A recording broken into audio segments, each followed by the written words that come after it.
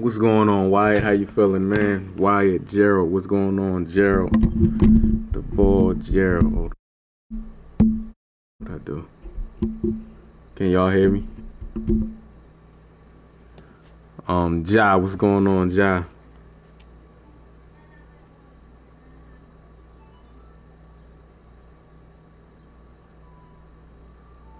Nah, I didn't see that. They always fighting in baseball. Baseball and hockey, they stay fighting.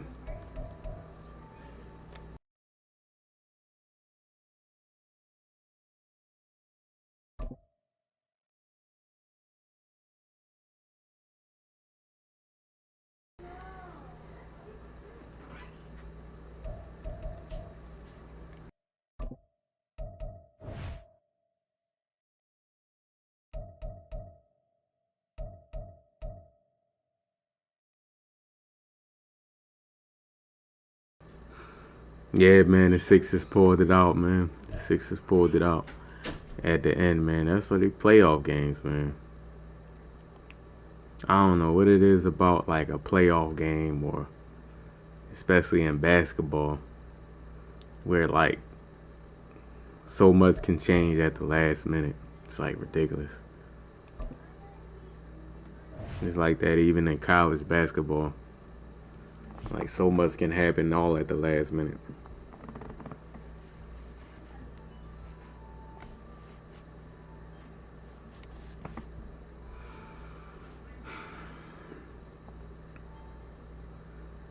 Y'all see Barry Sanders. Barry Sanders not gonna be on Madden no more. Said he ended his relationship with EA. Charles, you talk about even Barry Sanders like, man, get me off this game. Begins and ends with our two quarterbacks, certainly two of the best in the business. Barry Sanders said, get me off this trash game, man. I'm sick of it. Without a top-flight quarterback, the way the game is played, with all the responsibility he has and how the game flows through him, if he's not on the top of his game, get me the off team's not going to benefit at all. Well, we thought this could get interesting. Here's just interesting, an onside kick to start this thing. And now the Eagles going to signal for a timeout. They'll have 2 remaining as we step aside here in this first quarter.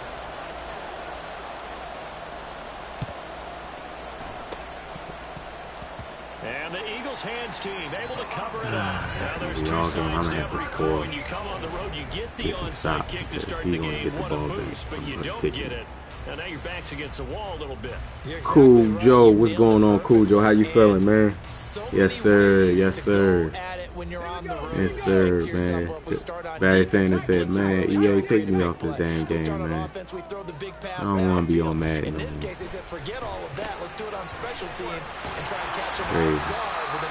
How your day going, Cool? 5 yards on the game's first we had second down. When you're playing a quarterback with some experience and some moxie, you enter the danger zone when you decide to blitz him, because if he's able to diagnose as he did on that play, he can hurt you downfield. He reads defenses so well, doesn't he? He really does, and the best part about that play for him, these dudes, man, they don't know nothing else, man. They want to run this defense forever. Alright, the A-gap defense is over with. Even though you can still run it, but damn, it's over. Give it up, man. It had its run. It was over. This man involved as well, and that's what they just did on that play. That's out to Hill, right side complete. And he is out of bounds right around it had its run. 12 more yards there and another around the Super Bowl thing with Kalafdis and all those Warren Sapp. It was right. It had its run. They're gonna be set up with a 1st and goal. Man, niggas just gonna RPO you today. Come get out. Sick of it. Each, what's up, Each? From 10 yards out. And the Eagles will jump on top with the game's first score here this afternoon. Extra point by Badgley, up and good. And it's now a 7-0 game.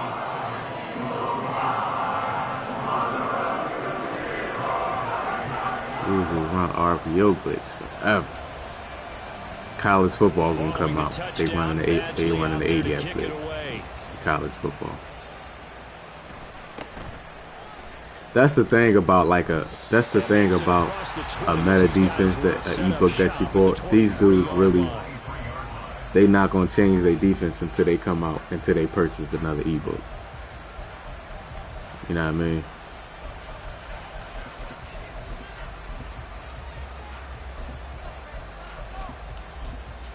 Ah, man, Bloodstone.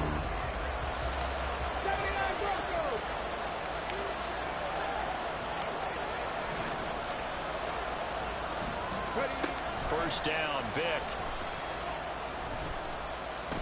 Oh, he's going to take a shot right away. Bro, That's caught inside. there's no way Kevin Byard. This game is so bad, man. There's no way Kevin Byard sit there. There's nothing else back there for him to defend. It's literally nothing else. Moss is running right at him, and the deep safety just stands there until he's past him, and then he gets beat. I mean, that should have been the perfect defense to defend that. There's no other route threatening Kevin Byard. You just know you're like, okay, how do we And go he back sits and there. equalize things? Can we get it done fast? And they absolutely did. Essentially, we're back to even, aren't we? Todd Bowles leaving his offense on the field. They're going to go for 2 here. They'll try and throw for it. Steps away to his left. And it's caught. He's got it. So they go for 2. They convert, and along with it, they'll take an 8-7 lead. Well, not content with a first quarter lead, I guess. They're going to go onside kick. Aldridge, what's up, Aldridge? And the Eagles dodge a bullet. This guy right here, he got the rollout blitz for the 2-point conversion. And he's running a bunch strong. But my thing is, that should have been good defense, man. Like, I understand in the middle third when there's no, like, They must feel like they need to steal possessions in this game, and maybe they don't. in the middle third when there's nothing, like they put a vertical, you know. But like when they got a middle third back there and there's no other routes back there, come on. Right there, hurt. Vic goes play action. And that is incomplete. Sometimes you be like, man, why did I get on this game? Touchdown already in this first quarter, and they were trying to double his pleasure there. Wanting to continue to go to the guys already gotten into the end zone. But good coverage and make sure that this time it fell incomplete. Come 19! Come 19! Now on 3rd and long, they'll look to throw. Pass to the sideline. That's how it is, man. Sometimes you just want to throw. Why did I touch the thing? The ball just went right through that man. Now he's got a first down. Someone sharp in this game. What up, Banks? How you feeling? Frank Chisel, what's going on? How many Bears do I think the Bears wins? I think the Bears will get. I can't really say, man, because like they got a rookie quarterback. I think we saw that this week, didn't we? Talking to him and the coaches, they felt good about his. They got a rookie quarterback. DJ Moore haven't been a part of winning. Keenan Allen haven't been a part of winning. So they don't really have players that won. So we can't just say, oh, they gonna get 12. Hold your horses. I know you're excited for your Bears, but nobody won on that team. TJ Edwards been a part of winning. There's no players that's been a part of winning. Here's the option. Down right around the 25. They'll wind up getting 3 on the keeper there, but it leads to a 3rd down. So he is able to turn that into positive yardage, but I think it's fair to say that those are not the shots you're wanting your quarterback to have to absorb. And he has to know sometimes when to say when. You have to know when to give yourself up, and let's face it, not easy for these guys to do because they're competitors as well. But sometimes you do learn your lesson the hard way, as he did there. And brought down, but not before they get it inside the 10 to the 7. They're able to convert on 3rd down, and that sets up the 1st and goal. And that could be one of those turning points. I'm doing pretty good. I'm doing pretty good. Thanks. But they want to make a statement and get 6 points. And they're certainly going to get that opportunity as they get the conversion and set up 1st and goal.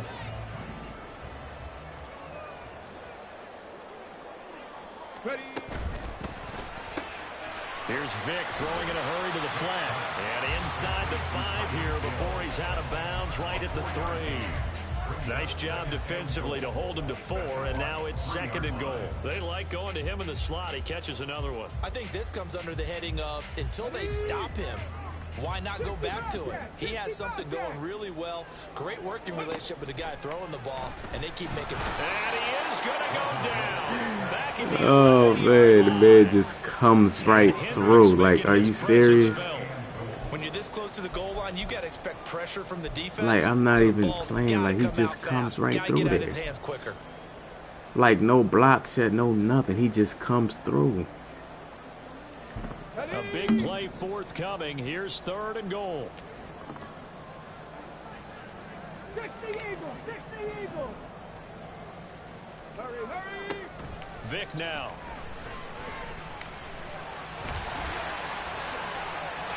And he'll take it into the end zone. The boy John, what's going on, John? How you feeling, man? Yeah, Madden, you know, Madden being Madden, like you said. What can you do though? It's the game, man. It's the game. It's the only NFL game we got. So hopefully in the next few years, you know. But like, it's so bad, man. Barry saying it's like, EA, take me out the game, man. I'm sick of y'all.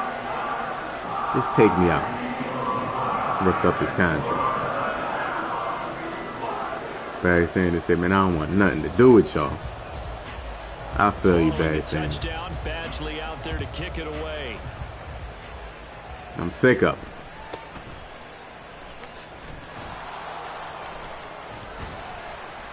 And he brings us out past the 20 to the 24.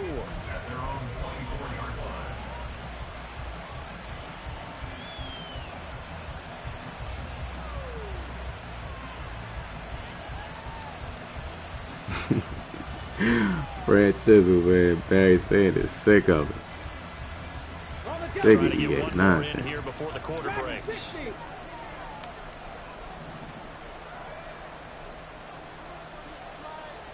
Going in motion right there, Irvin. On 1st and 10, here's Vic. He's going to go for a big play downfield. And that will. He's trying to do like beaters on me. But like the defense is so bad, bro. Zones are so bad. Like you could just do beaters on like, and there was always a such thing. But like that touchdown he scored, like that deep post. Like he didn't play that until he was like beat already.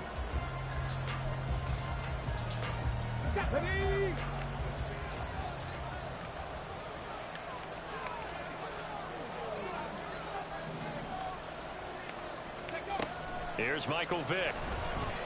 Buying time to his left. Look, you see? Look, why is he coming? Am I wrong for Randy Moss. What was Bayer doing? Here so far. And the Bucs strike quickly here to tie up the ball game. Even though he was forced from the pocket, still able to adjust, make the long throw, and it ends with a really big touchdown. Yeah, moving to his left. The key to everything when they're moving outside of the pocket, doesn't matter which side. Am I wrong for like saying that that's bad? Back square, so you get everything on the throw and create the big play we just saw there downfield.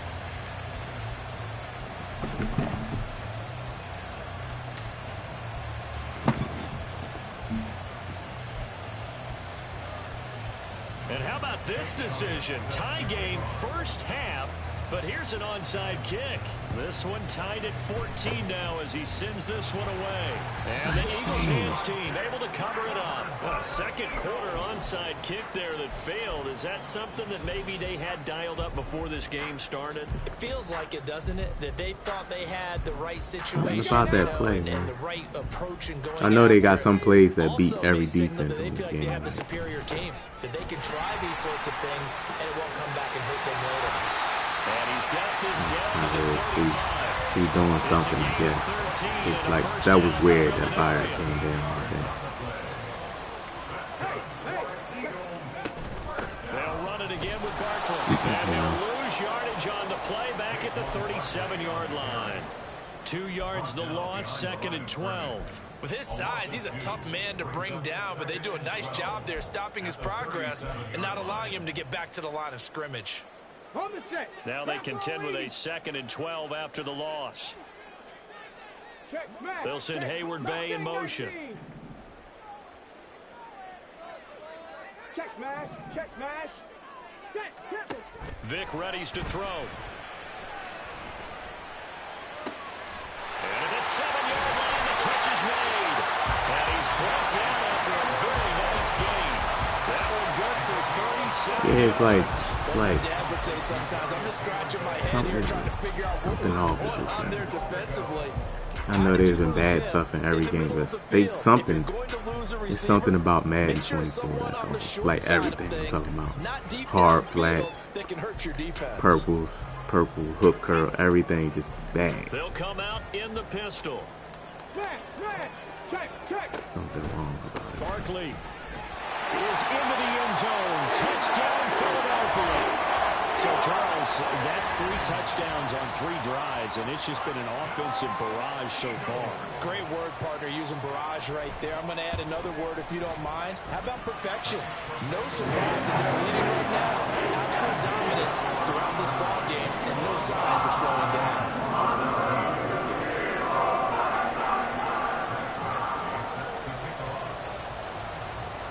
I don't know how to, whatever play he running, I don't know how to Following the stop touchdown, Badgley out there to kick it away. it. My safety glitches out in the middle of the field and Moss be They'll wide open. elect to bring it out here from the end zone. And he's up past the 20 to the 22-yard line.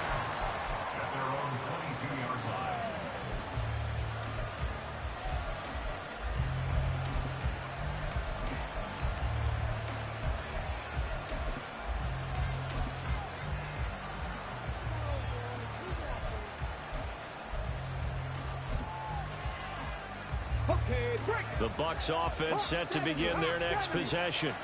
And right now, we've got a little bit of an offensive masterpiece going on both sides, moving the football, scoring points. It's almost like somebody put the defense on rookie mode in this one.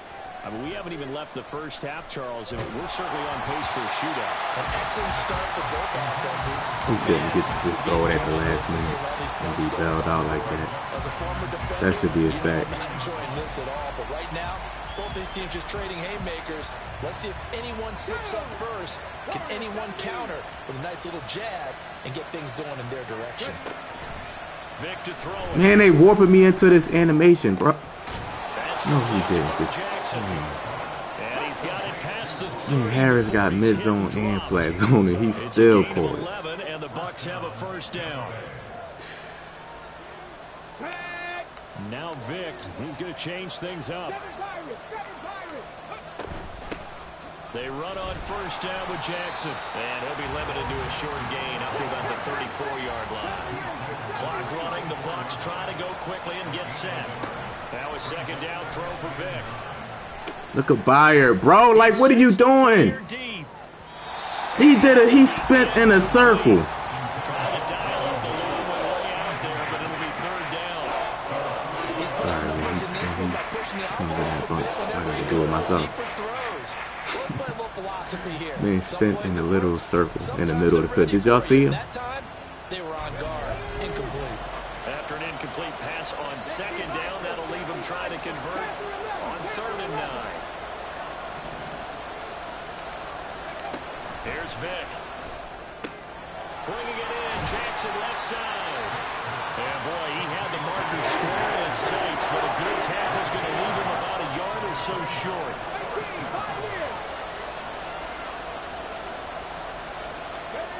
Now Vic on 4th down, forced out to his left.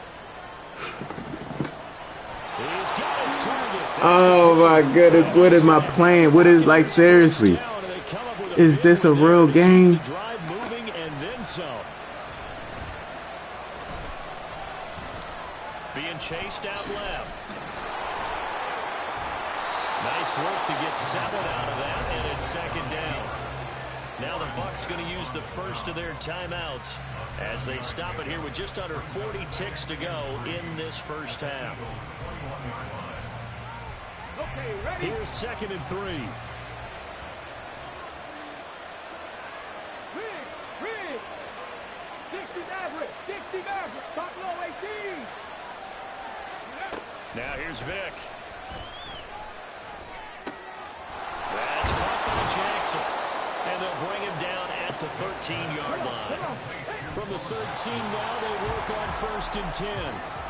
We always talk about having man literally ran to one sideline, threw on the run to the right. Read the pressure and got rid of the football before it even got to him for a nice game. And when they're blitzing like that, running back usually a good spot to go with a football. Without a doubt, because he's right in your sight line or he's near you. So you're able to just get it to him easily. And once he gets in space, that's usually a good matchup for him. Trap 50, trap 50. 18, run with 18, let's go. Vic on 2nd down. And he's got it. Caught in the end zone. Touchdown, Tampa Bay. Randy Moss, as the first half is winding down. And the Buccaneers have a chance to tie the game here in the final seconds of the half. Elliott good on the extra point, and that is going to tie our game as we approach halftime. Dang.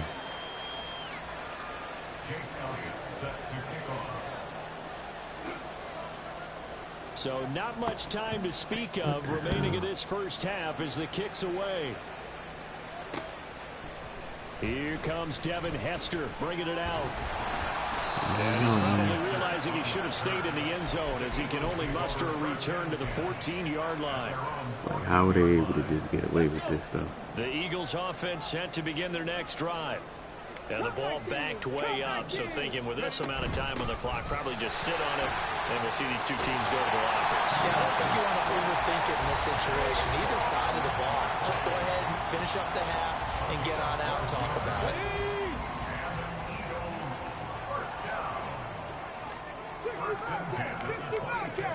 Panther Street, Panther Street. Dragon 60. Mustang 19. 19 Lions. Warrior 70. Vic operating on 1st down. Lane Johnson just completely just stopped sliding. He goes. First half in the books. You're watching the NFL on EA Sports.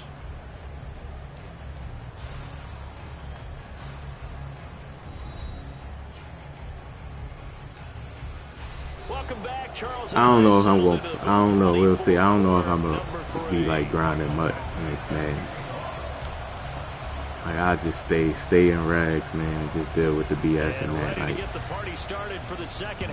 I ain't got to worry about this right here, like throwing the cross bodies and stuff like that. Like, here comes a return from just beyond the goal line. Just nobody want to deal with that.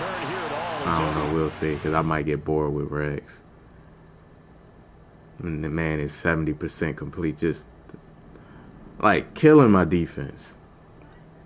Just throwing all bad passes, man, and it just keeps the accuracy, man. It's just, this dude is horrible, man.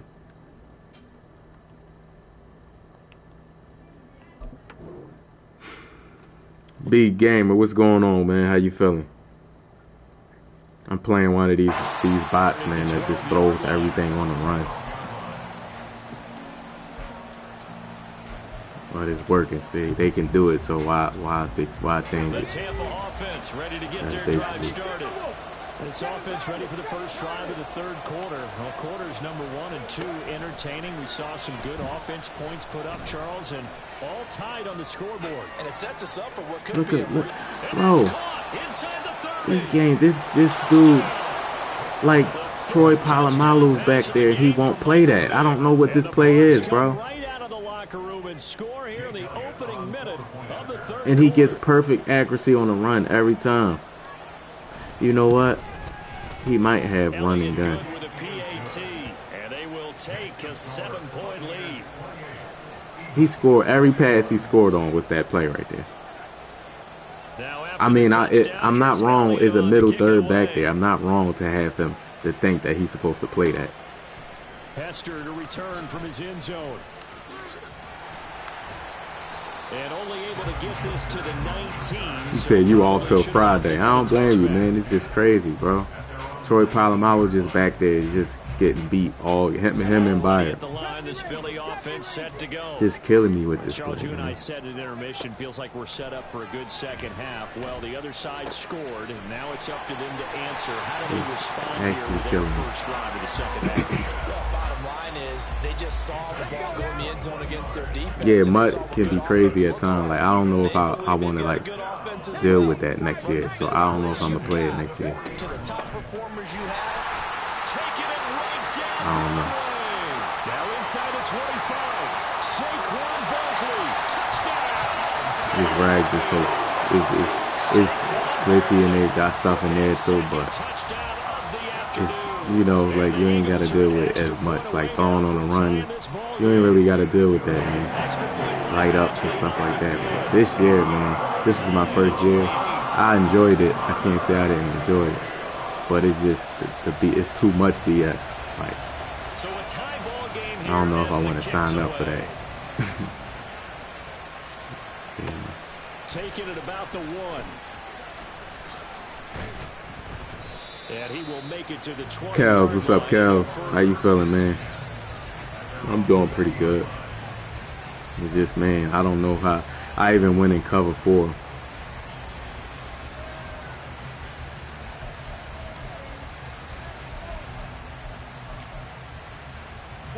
The Bucs offense set to begin their next possession.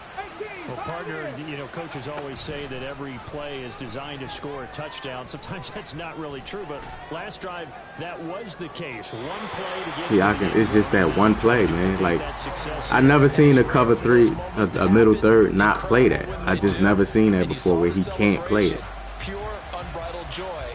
Never seen it before. Like, he just refuses to play. This is 2nd and 10.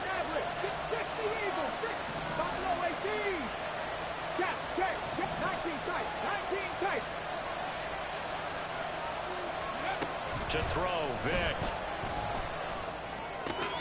So somebody gonna be open. That's Jackson. And he's going to get this one across the 30-yard line. They're going to hurry back to the line now. Vic will look to throw on first down. Move! Oh my gosh, bro. Go deep. And this one is incomplete. That's some good closing speed there defensively because that looked open for a minute. That's great work with the ball in the air. Never gave up. Converged on his man and broke the play up. Again, it's Vic. And that'll be incomplete. Took a pretty good shot as he tried to pull that one in. Couldn't hang on 3rd down. Yeah, I saw that AJ the highest paid. Yeah, somebody gonna break it. I don't know if Tyreek Hill out for it. Somebody gonna get it, man. Sitting back and they're not playing the receivers as much as they're playing the eyes of the quarterback and when he delivers the ball. On 3rd down, Vic. Dancing to his left. Bro. Thank you. Tries to force it to Megatron and it's intercepted. Then he quits. In the tie game like a bum. I can do without the Mutt community, man. Like I could do without them, bro. I don't think I'm gonna sign up for it. I'm gonna just get y'all. So I'm gonna just play some Madden, man, and just play rags. And I say that now until they come out with some good cards, and then I'm gonna be back on it because it is fun, but it's more so like the people that play this is like so toxic, bro. And the game is toxic. It's like a perfect marriage, man. EA is toxic as hell. They know what they doing. EA know what they doing. You know what I mean? It ain't like EA making it so they can play this way. They know what you think they didn't think of it. Like, let's put angry runs on the quarterback. Let's put Truz as a regular ability. They want them to play like this, bro. They want these people to play, want to create the most toxic card possible, and they want to see people in agony while they're playing. You know what I mean? I'm definitely not going to play no type of Mutt on college football. I'm going to just play with the Penn State Lions and play rank mode, whatever they got rank mode, and that's it. I'm not doing that. I'm just not. I don't blame Barry Sanders, man. I know Barry Sanders probably like, man, take me off this game, bro. I'm sick of y'all. Barry Sanders, man, don't put me in the game no more, man. Rip up that contract. I'm done with y'all. I don't blame Barry, man. Like, y'all sitting here creating the most toxic cards to, like, and leave us to fend like y'all game is a good game. Charles, you talk about storylines in this one. I think it begins and ends with our two quarterbacks. Certainly two of the best. They leaving us out here on these mud streets to like go crazy. You run into all the way to the left and you just throw a dot all the way to the right sideline. Perfect accuracy. But me, my nut ass sitting in the pocket trying to play old school, and I throw an incomplete pass with my feet set in the pocket. That's what I get, man, for being an idiot trying to like do the right thing. My nut ass trying to sit in the pocket and set my feet. Like, type of old man shit is that? Set your feet in the pocket, nigga. Inaccurate pass, nigga. Under pressure. EA get mad when are you trying to sit in the pocket? Get him under pressure. Press the button. To throw right away is Vic. And he's going to go down. Under pressure. 5-yard line, it's a sack. That sack by Tremaine Edmonds. Okay, partner, a couple points of interest right here, all right? Offensively, we see that they came out throwing the football, but maybe more importantly, the blitz that came defensively, they got right after it. And you were telling me pregame before we came out here, you think this is something we could see a lot. Yeah, there's no doubt about it. Huncho, what's going on, Huncho? Don't it seem like they do that? This nigga, who he think he is sitting in the pocket? Get it, press the button. Get that nigga under pressure real quick. They'll be in search of 13 yards to try to pick up the first. Sad. Third and long for Vic. Able to find the open man. That's complete. And he'll have Let's go watch the stream and look at his face when we press the button. From the 32 now, here's 1st and 10. Let's look at his face when we press the button. Throwing, Vic. And the Falcons get there. The Falcons get the sack down and Maybe manning him up. that one will settle back nearly 10 yards here let's stay on in first the down of the sack. He's After still the playing sack, this. it's 2nd and 19. He's and still the out here road with gets this a bit blitz, tougher boy. from here. From the shotgun, it's Vic. Short throw caught by Pitts. And he'll be upended here after a pickup of 3, getting it out to the 25. I think defensively you're okay with that. Here in the first quarter, he's going to get some Yeah, I'm not catches, but doing. they I'm really not too doing. quickly. I'm not dealing with much, man. I enjoyed it, man. I'm just gonna go back to be an old man and play rags. They catch it, you tackle them, they go down on the spot. Because when you're able to do that, you don't give up big chunks of yardage after the catch. Now you put the offense in a position where every series. He knocks it out. You see what I'm saying? Got to deal with the BS on mutt, man. I hate rags too, and I hate mutt. But this right here is just toxic, bro. Like, I don't know what else to call it. They got all type of stuff that they just crutches in the game, and they got knockouts everywhere, and stuff is open, and you throw it, and 3 seconds later after you catch it is a knockout. After 3 seconds of, like, you can catch it and start running up the field, and it's a knockout. Now Sanders. Why would I like sign up to go do that? Man? Like, I'm good. I'm gonna finish out this year, man, on mutt, but I would just stick with rags, man. It'll be boring for me, cause at least mutt got me through the year with new stuff. But man, I can't play this game, bro.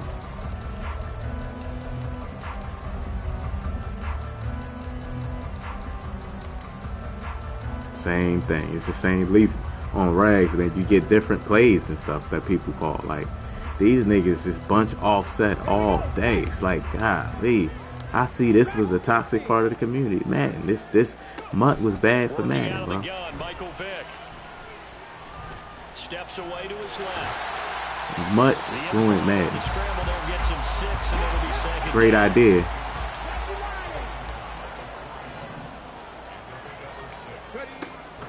Looking to throw. Vick.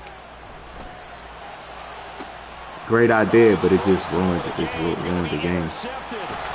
Steeler legend Troy Polamalu Great idea in theory, man, but it's like EA, they just do too much with the abilities, and that's wrong. Like around like what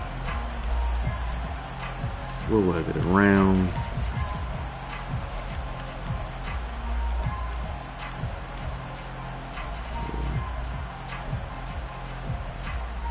Around like Harvest and Zero Chill, that was cool. That was cool. But like once EA starting to do this zero ability stuff, like that's when like it's just all is a wrap. It's not going to go for a touchdown, so a lot of your calls are setting things up for maybe later in the game, trying to establish the inside run with toughness now, hopefully get to the perimeter later, and let's face it, you could do worse than a 4-yard run on first down. Eluding the pressure. Aaron Donald running like a possessed man. The plan was clearly to come from all the way on the other side of the ball. But even the extra guys couldn't catch him in the backfield, though. He didn't scramble for it first, but he does get the last laugh by evading the blitz and getting beyond the line of scrimmage. Back to throw. Vick. That is caught, and they'll have it in the red zone before he crosses over out of bounds. And how about that throw? We saw a combination of elite arm strength and obviously they don't care. They got niggas' faces look like they just literally on drugs, bro. Like y'all literally got the license. Like how 2K got real faces, but y'all niggas got just putting anybody's face on there. Start of the second quarter, and it's the Eagles in possession. Like y'all so lazy, y'all gonna at least use AI to do the faces. Like damn. Call ChatGPT and like, yo, we need a favor. Like, y'all niggas don't care. Put anybody's face on the game.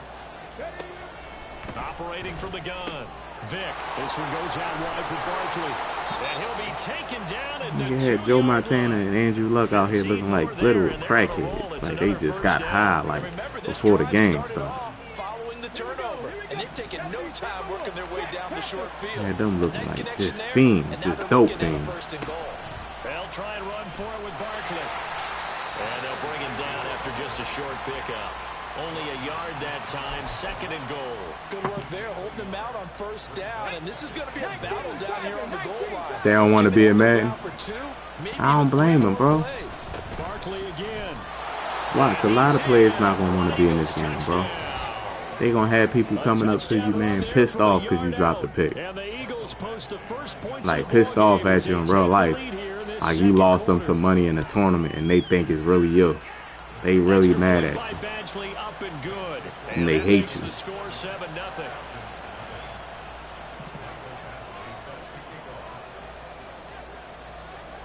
Nah, I didn't do the things. I got to do it off stream. I didn't do it in time. But, yeah, I'll get it, the wild card, the free wild card. I don't even know what I'm getting, though. I don't know what player I'm going to get, though. Got to figure out what player I'm going to get. And that's one thing, like, I'm probably not going to even be able to stop playing MUT because it does have content throughout the year for, like, your channel. That's good for streaming, you know.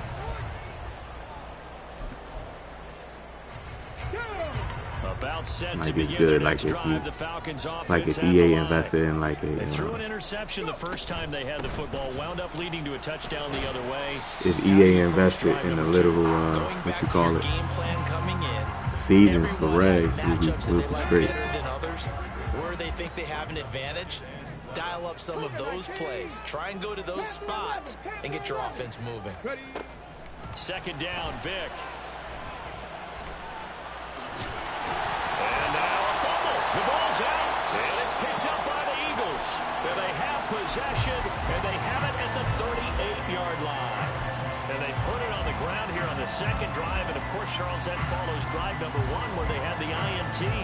Makes you wonder what's going on with this team because a lot of times we can attribute it to nerves, but maybe it's a lack of focus. Maybe it is look at this, middle of the field, a breakaway.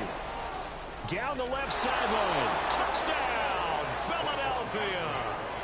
Saquon Barkley with his second touchdown here in this first half.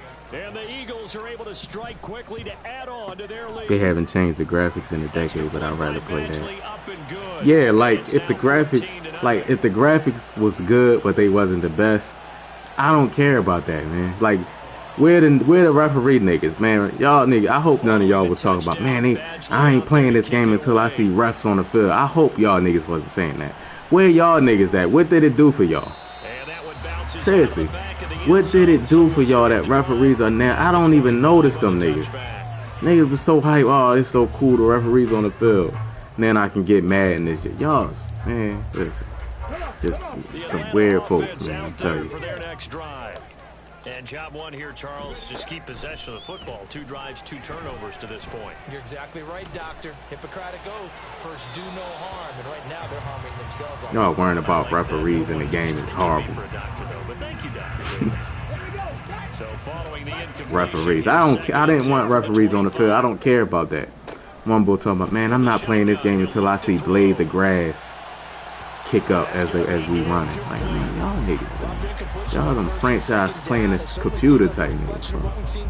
Don't say nothing about the game. Anybody that, they bought the game, I get it. But anybody that play the computer, man, just leave the game alone. Let us talk. Let us say what's bad about the game. Getting this into the hands of Eric Dickerson. And he's going to have a Falcons first down as they're able to get the 3rd down conversion. Vic to the air again. And he's going to find his man out of the backfield. That's complete. And this will be you got people like this. He's probably running this since last August. He hasn't changed it. This was like the first ebook that came out. Vic's going to change the play. Again, he'll drop to throw.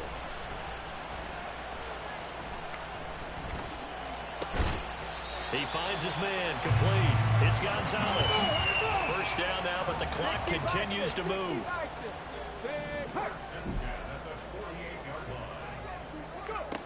Here's Michael Vick. Looking for his running. Puts it on the carpet. It's out. And this ball recovered by the offense. Nigga got an ebook in August and still running this shit. 2 minutes of the half. So this will be blown dead. And it'll come back to the spot of the fumble. They'll throw again. Here's Vick. And this throw incomplete. Well, the defender all over him that time, and it's going to lead to 3rd down.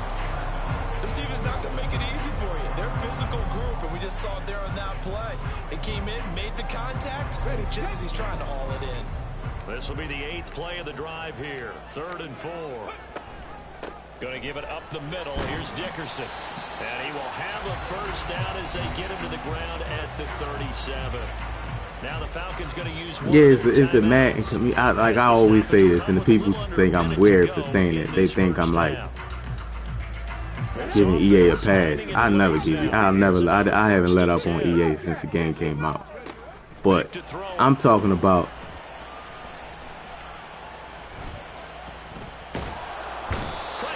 y'all niggas bring out the worst in this game, bro. The Madden community brings out the worst in this game, and they constantly trying to break the game.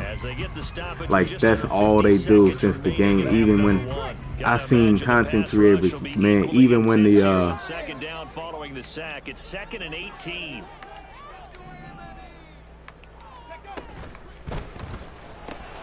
See, he picked that. Even when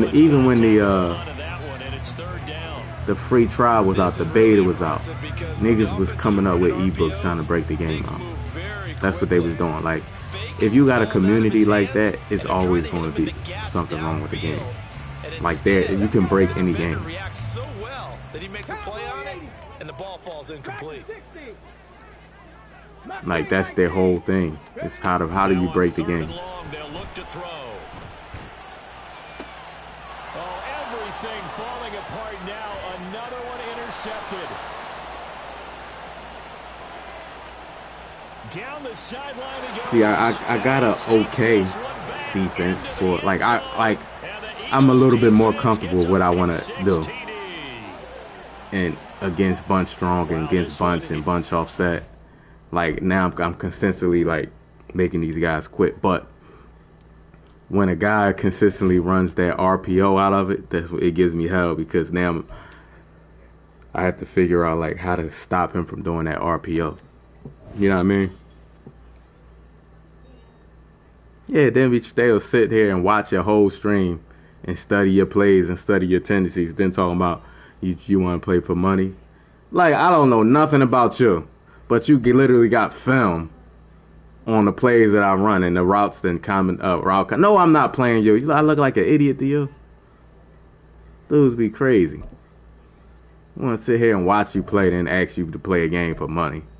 You sat there and studied your whole route combinations and stuff. Sick.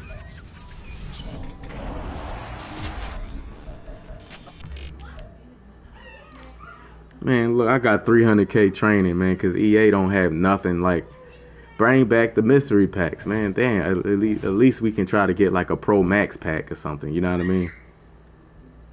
It's crazy. Then these 99 ability cards for Asian American, was it Hispanic, Pacific Islander, Native American, Asian American, Native, Hispanic, Pacific Islander. That's not, hopefully, my bad if I mess it up. I don't know, but they all got 99 overall cards, but they don't have no discounted abilities. Like, what the hell is that, bro? They got good numbers though. At least they gave them good numbers, man. On Black History Month, we ain't getting nothing. They did us dirty on Black History Month. At least they got a card that got good speed to match up with everybody. Crazy. Yeah, 2K is toxic, but like it's not much. Like good players. The most toxic thing you can do on 2K is play off ball. That's the most toxic thing you can do on 2K and Rags. I haven't played Park. I'm not going to play Park and all that. Like, those modes ruined the actual Rags version of the game, if that makes sense. If you look at how people play in Park, that style came over into Rags, and now people, like, they want to be dribble guys and Rags and stuff like that. But at least 2K is doing certain things. Like, if you do a speed burst, they give you like a certain amount of speed burst per possession. If you do a speed burst, you're not going to be able to do like those crazy moves. It take it away. Then you have one more per possession and stuff. They're trying to do things like to take away the cheese, like people speed bursting around the court. You know what I mean? Trying to cross you over. Then when you cut them off, they go back and they speed burst side to side, and you cut them off and you go back. And eventually, in 24 hours, 24 seconds, they're going to get you. They're going to blow past you. At least 2K did something to try to like stop it. They fixed the charge so people can't spam turbo. They fixed the charge. Now there's an animate. Now you can take even the computer will take the charge for you. Yeah, it's cheese. It's always cheese, but there's something in the game that I can do. You know what I mean? Like, I can play zone coverage if I want. I mean, I could double team Giannis on the catch. I could double team Giannis in the post. I can put that in the settings. Don't double team him until he get in the post. Double team him on the drive. Double team him in the paint. Double team him at the top of the key, or always double team him on the catch. Like, you know what I mean? It's just a lot of different stuff you can do. This game is a baby game, bro. This game is such a baby game. There's no like secondary adjustments that you can make. You're just cooked. Somebody want to run RPO, you're cooked. There's no settings for me to like say defend the RPO pass, because I will put it on that and I will try to stop the gap shoot myself. I would live with it. You know what I mean? If I knew my player was over there and he would pick it off, like on pick and roll, I can hedge the pick and roll. I can switch on the pick and roll. You know what I mean? I can double team on the roller. You know what I mean? It's so much stuff that you can do. Because remember, people were spamming pick and roll. But now, since they came out with all these different defensive settings for it, now pick and roll still be good, but people that know the settings, they can stop it. If people that know basketball know the settings, can stop it. I want to play off. I want to go under the pick. Because Curry, you got to go under the pick on Curry, because if you go over the pick, you go over the pick on Curry, because if you go under, he gonna shoot it. So you got to go over the pick. You could go over or under. Like, it's so much stuff, man. They put EA to shame, man, with it. And people think that means it's we saying it's a perfect game. No, that there's settings that you can do, and most people, when they playing the game, they don't go in those settings, so they don't know what they talking about. Talking about, a guy did this to me. Do you know anything about hedging? Do you know anything about going over and under on certain players? Do you know anything about clogging the paint? You know what I mean? A 3-point shooter, that's a player that's not a good 3-point shooter, you can put play off.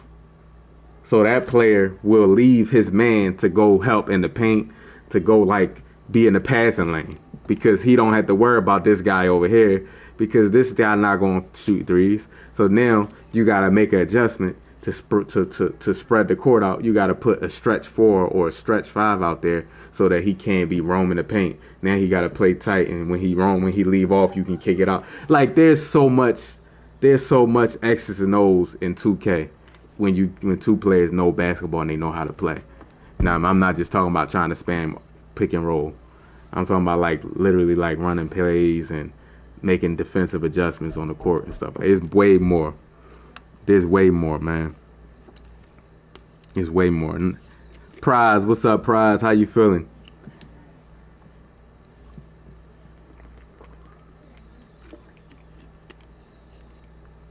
Oh, I'm in a playoff game. Oh, man.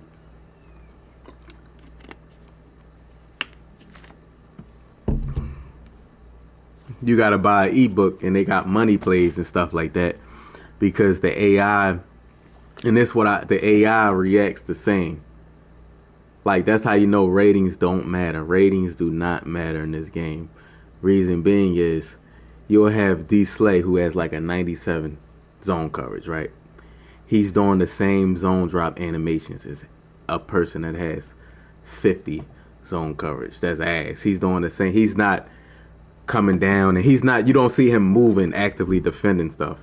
Like, why do I have to put my purples on 5 if this person plays gray zone? He should already, in his play recognition, he should be able to have more range. He should actually have more range to play different stuff outside of his responsibility. Like, if I'm a purple and I got him on 10, he should be able to play rec and read the flat. And like, okay, I don't have nothing else at 10 yards. Let me come down and play the flat. That's when like zone rating should kick in. But no, he's backing up just like everybody else. He's not doing nothing special. So what is the zone coverage for? What is that for? And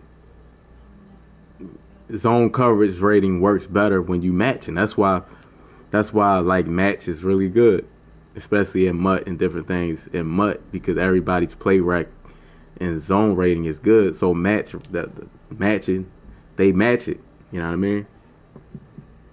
But like Slay ain't doing nothing different than like a rookie corner that's a 60 overall. He ain't moving around. He's in his zone blind.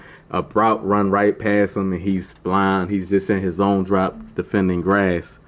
You don't see him like reading defense and play recognition. You don't see play recognition even play a part, because they're in the basic default zone drops. They're not moving around like actively looking and playing stuff. You don't see that. So EA, stop with the damn lies about the ratings, man. The ratings, I've been saying this since Madden 22, when I started creating content for it. I'm like, the more I play this game, I'm realizing these ratings are not real. The ratings ain't real. They not real ratings. You don't see a good zone coverage guy playing different stuff. Just because I got him at a purple, so he can't recognize the crosser that's behind him coming across the field. It's nothing in front of him. So what happens if there's nothing in front of him, he's looking to the other side of the field to see if anything is crossing his way. Or if any crosser that's coming over the middle, he's looking and he's going to run inside to play it. Or if he see a deep crosser, he's going to try to get depth to come get depth to get that deep crosser. He's not just going to stand there.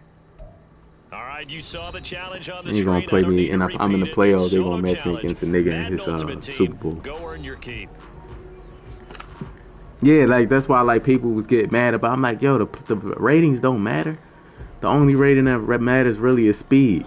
You ever play against somebody that's playing man coverage, and you look at the man coverage ratings of their corners, and their corner had like a 73 man coverage rating, but he's bagging AJ Brown. Come on, you can't sit here and tell me like his rating that's his rating. Man. Stop it. This game is a lie. But on 2K, shot blockers, people with 90-something shot blocking, they actually defend the paint and block shots. I see it. So like I'm not sitting here just saying anything. I see it play out. I see the game play out. It actually plays out. They'll have 2 remaining as we step aside here in this first quarter. That don't mean it's perfect, but I see if somebody like Chris Paul is not going to block Embiid's shot. It's just not going to happen. He might steal it on the way up or knock it on the way up.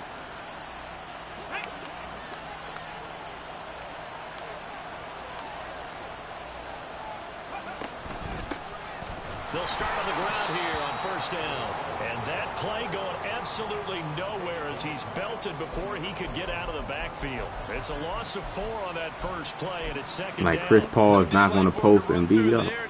It's not going to happen. And that guy blocks a whole lot of daylight as it is. He is truly a big man who just made a big play.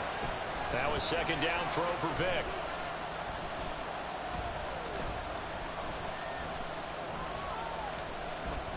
Now he'll go deep down the middle. Oh, his first throw of the game going to be intercepted. Steeler legend Troy Polamalu with a pick. Height doesn't even matter. Strength doesn't matter. Like you got DBs still blitzing, and they're like tussling with the linemen. Instead of the linemen pancaking them because their strength is like on 90-something, they're like pushing the lineman back into the quarterback. Certainly set a tone. Maybe a turnover, but I don't think it'll stop him from trying again the rest of this game. And he gets stopped up at the 30. Gotta love it though. Gain of maybe a yard. Oh, there's plenty of traffic waiting for him up the middle, but give him credit. He tried to Gotta love it. Anyway. Height don't matter. Strength don't matter. Now second Zone coverage don't matter. Nothing really matters in the game. Vic readies to throw. Nothing really matters in this game because the ratings are all fake. Only certain ratings you can see like speed. That's why people speed been the thing since the game came out. Now Vic, he's going to change things up. And Barkley will try to punch it in. And he's in. Touchdown. You're not going to drive Chris Paul and do a 360 dunk. But you see Lil Dre Archer running over like Fred Warner, breaking like 9 tackles. You're not going to post up Steph Curry on Wemby or and you know like the AI is going to automatically do what it's going to do. The AI is going to block it. The AI is going to block it. Like if Giannis is cooking too much, the AI is going to start double teaming. Like it's just way more different levels. It's way more levels. You know what I mean, to the logic in the game. But the EA don't have no levels to the logic. It's just straight. I don't know what it is. The Detroit offense ready to begin their drive. And the interception on that opening drive winds up leading to the touchdown. So now it's kind of time to start over. Yeah, it certainly is. And his first throw of the game. But I like the way his guys rallied around him. Oftentimes, The quarterback is the leader, right? He tells everyone what to do. You ain't gonna just, man, you know how hard it was. You know how hard it is to make free throws with Dwight Howard, man. You could actually foul Dwight Howard when he get in the paint in a late game situation, because you know niggas gonna be mad. Damn, you know niggas gonna be mad when they try to go to the line with Dwight Howard. Buying time to his left. And he'll be out. With Shaq, I remember even back in the day on NBA Live, I remember, man, we used to foul Shaq, man, and Shaq, that meter just going so fast, and they was like, man, like, hey, man. Instead of forcing the throw. Now they've got more manageable play coming up to try and pick up the first down, and don't rule out the possibility that he just keeps it and runs again. Vic now.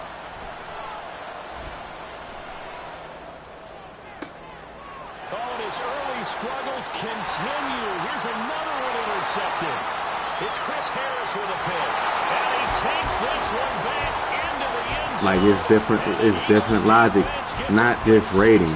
You can actually see it. Like, Steph Curry, more than likely, if you leave him open. But guess what, though? If you mess up his release, guess what? He's going to brick it. It's going to be this they going to say. A late release, very late release. You're breaking it. Niggas get mad. Man, I keep missing with Steph Curry. You're an ass. You don't know his release. You see how deep that is, man? So now it's a user control. You gotta actually green it. You gotta green it. Go ahead and green it. And whites go in when you get a white release, but not very much. You gotta green it. I mean, EA ain't got nothing on 2K, man. Offense ready to kick off their next drive. They've been outplayed early, no question. They don't. Down 14-0 already as they come up 1st and 10. Now a dump off here complete. And this will be a gain of 5 as he gets it to the 30. And we see another pitch and catch there to the running back. This position just continues to evolve. They become just as critical to the passing attack as a lot of receivers, tight ends, because their ability to make people miss in the open field can really generate big plays for an offense. The throw over the middle, taken in. And he'll be taken down, but not before they work it across midfield. That one covers 24 yards. It's a 1st down.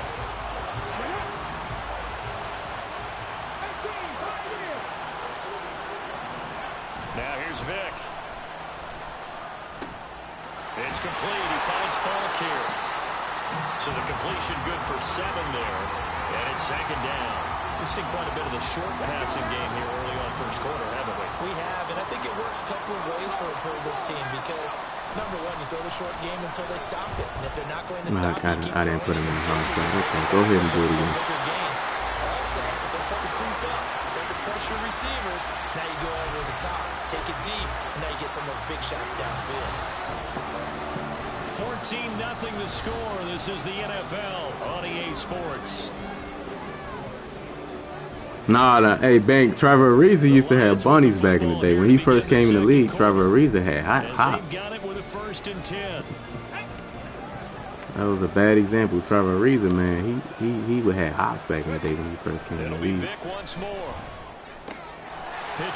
Bro, he ain't get no knockout. Did you see it light up? 14-yard pickup. That's 14 yards on 2 straight plays. Well, these guys have definitely been outplayed in the first half. I like their countenance. I like the way that they're having panicked out there, the way they're carrying themselves. They're starting to move the ball, and what you have to do, maintain your poise and start to put together some drives. And Vic's throw there, incomplete.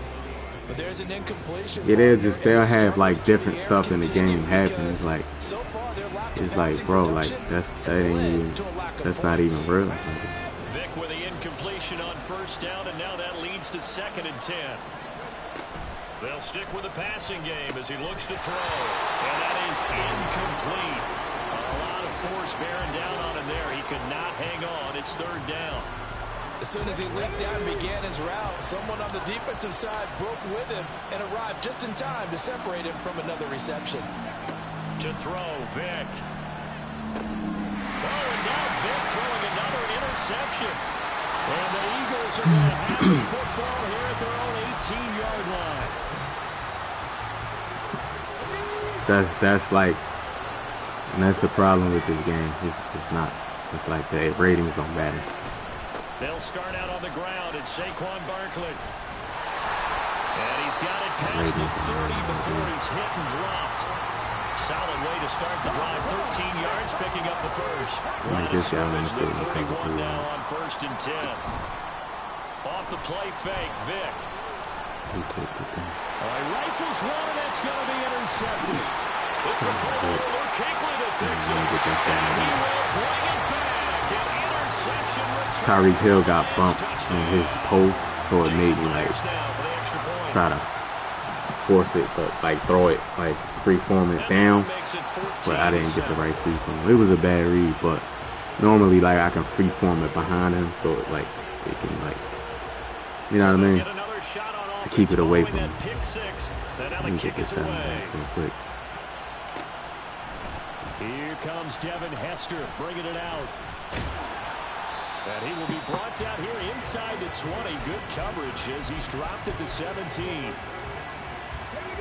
The Eagles offense set to begin their next drive. Now remember, they were just out here a moment ago through the pick 6, so we'll see if they can take better care of the football this go around. And sometimes, partner, I think it's almost better that you just throw the pick 6 and you come right back out on the field. You're not over on the sidelines dwelling for it for the... There he goes, right side. And he'll be out of bounds, but able to get it up past the 45. Give him 30 yards there. The big play has him all the way out near midfield for a 1st and 10. Vic goes play action. Here's Hester open right side. And they'll get him down as he's inside the 40. Add the gain here to the previous play, and it's better than 40 yards total. We've hit the 2-minute mark in the second quarter. 14-7.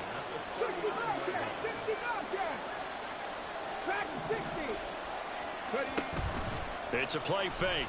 Now Vic. Look at the big fella go. Touchdown, Eagles. Kyle Pitts, 39 yards. And the Eagles have taken a 2-touchdown lead now. Extra point Pitts by just be Badgley, fine. up and good. I mean, And it's now 21-7. But yeah, man, like I don't think EA will ever get that deep into their game. Following the touchdown, Badgley out there to kick it away. And that one will bounce out of the I don't back think of the they'll end ever zone, hold their so game we'll that start deep. here All that at stuff the really do 25. matter. And you actually see it playing out in the game. I don't think they don't ever. The Detroit offense ready to begin their drive. They are looking to make a bit of a 180. They are sputtering right now. And frankly, I think it's time. Golly, you got absolutely fried, Kill.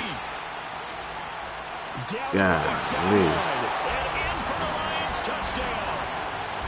Andre Reed, 75 yards. And the Lions are able to strike quickly here as they are in for 6. Man, let me get Myers this connects on the PAT. And they're back within a touchdown at 21-14. Now after the touchdown, here's Pat McAfee to kick.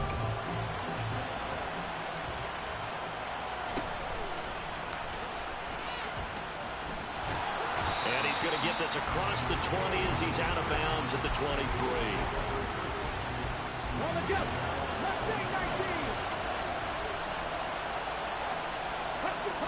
Vic will look to throw on 1st down. Bro, I thought I was sacked. And this will go as a gain of 7 as he gets it to the 30-yard line.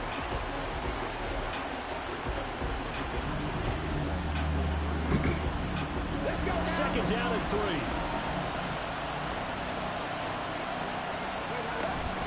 Play action now, Vic. That's complete. He's got Barkley out of the backfield. And he'll be taken down, but not before they reach the 50. That one a gain of 20 and a 1st down. Good strong throw and catch right there. And so far in this game, the alleys have been open for them to get completions, and they're taking advantage of it. Hayward Bay got Yakima. Vic now for the 50. He's playing it. And he takes this one down almost all the way to the 30. That one a broken play, but it ends up being a good play. The scramble goes for 20. They'll send Hayward Bay in motion. First down, Vic. No, bro, I was trying to pump fake. They still haven't fixed that. Michael Vick.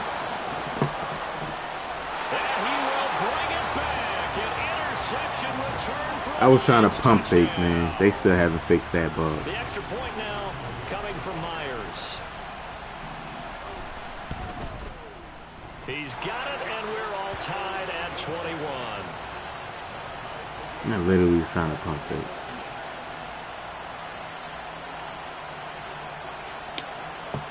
So the late touchdown ties things as they will kick this one away in the final stages of the half.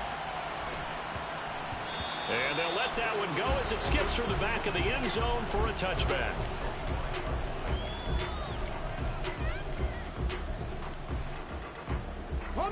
Already at the line, this Philly offense set to go. And they'll have time for one play. That's it. 3 seconds to go before intermission. He's upended after a gain of 2 out to the 27. Did I get the ball first? So 2 quarters down, 2 remain. No, I think Charles and I return after the break. Yeah. And we welcome you back live now Stop inside playing the the booth score, alongside man. Charles Davis. No way this game should be tied. That was stupid. I shouldn't even been on. Trying to pump fake. Just no score. It was an even Going first too half, much. all tied on the scoreboard. And he had no room to run as he's tackled down inside the 20. Let me get in Trey. Getting this Trey open. Second half begins with a run from Barkley. Down the numbers. There he goes. How about this? Saquon Barkley. Touchdown, Philadelphia. Saquon Barkley. His second touchdown of the night. And the Eagles have taken the lead.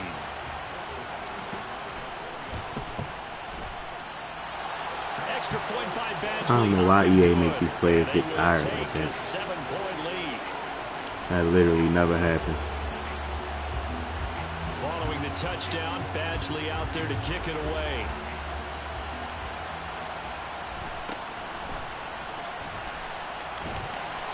And he won't quite make it to the 25.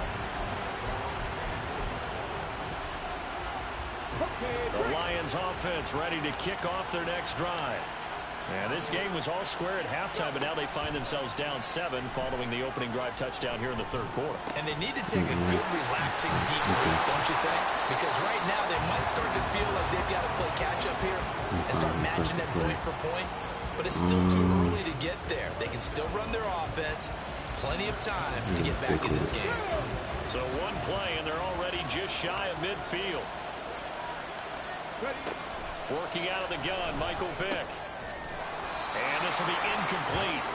Physical play on the football there, and it's second down. This is certainly a team that has proven it likes to target its backs through the air, and defensively, they were aware of that and certainly were prepared on that throw. Third quarter of a tight football game as we come up on a 2nd and 10. Throwing, Vick. It's Kelsey on the ground. The Lions passing game in sync now. They've got another first down. I'll tell you what, a lot of those mid-range throws have been available because sometimes teams get too concerned about the deep ball and they leave too much space in front of them. And these guys have been taking advantage so far. Now this one complete downfield like on the that. left side. Touchdown! A great play there. 42 I gotta look at that. yards. And the Lions are an extra I might have to point get on from the match. evening this one up. Yeah, that's what I'm gonna do. I'm gonna just Now go in nickel Myers for the 3-3. extra point. I'm gonna just go in nickel 3-3 and play my cover 3 and just get out of He's match. got it. This thing's turning a bit wild. Make here. him make a We're tied lead. at 28.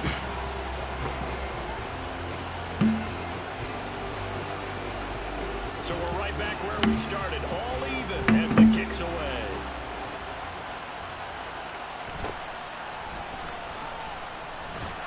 Is mid zone KO better or deep zone? They both important, honestly. Like I have multiple. Like my safeties have deep and mid zone. Their first possessions here in the third quarter, so we're right back to where we started at intermission. Yeah, how about that? Tied at the half, tied after the first two drives of the third quarter, one for each. That tells me that someone's defense has got to step up and make a big play and try and change the momentum of this game. On play action, Vic. This one goes out wide for Barkley. And they work this well upfield across the 45. That one a gain of I have both of them. First down. They both important. Out of the shotgun, they run with Barkley. I need both. And a good push there defensively as they stop him at the 48. Gain of just one. From the 48-yard line, here's the 2nd and 9.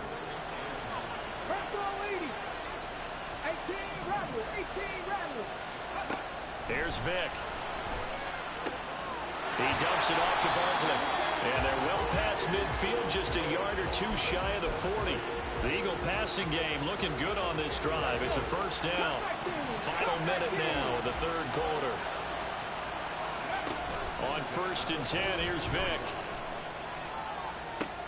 To the sideline, and that is a heck of a catch as he was able to get both feet in. 25 yards that time. Let's make this one simple. He had his zones. I think he had his zones like real deep, like even his mid zones. I think he had them like. Toe tapping, and of course, foot He's dragging. trying to keep everything in front of if you him. will. So like I'm gonna have to take. Sometimes take From some the flats. 17 now. Here's a 1st and 10. Here's Michael Vick. That's caught left side to tight end Pitts. And he takes it inside the 10 to the 8 before he's out of bounds. So the completion results there in 9 yards. And it'll bring up a 2nd and short.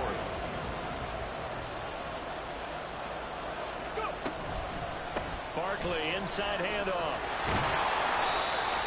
It's an 8-yard pickup and it leads to a 1st and goal.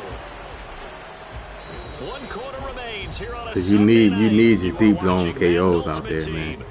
Like without it, man, dude's gonna be able to get all type of catches on you. But then you need your mid zones too. As we get ready to start the 4th.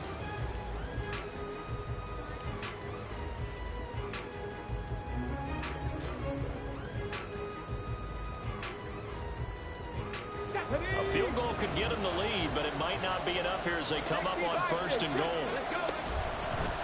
They'll go to Barkley again, and maybe a measure of revenge there. He's had his way in this one, but this time they get him behind the line.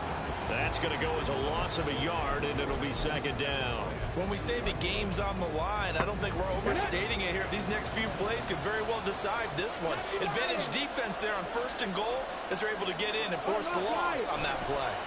On 2nd down, here's Barkley. And he is into the end zone. Touchdown, Philadelphia. Saquon Barkley taking it in from 2 yards out. And the Eagles answer back with a touchdown of their own to break our tie and take the lead here in the 4th. Extra point by Badgley up and good. And they will take a 7-point lead. Following the touchdown, Badgley out there to kick it away.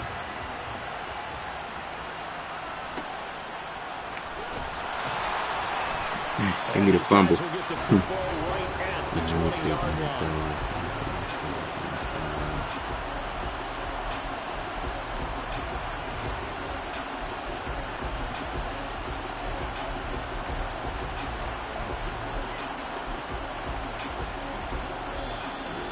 Going to take the first of their timeouts. That'll leave them with 2 remaining. We'll be back after this.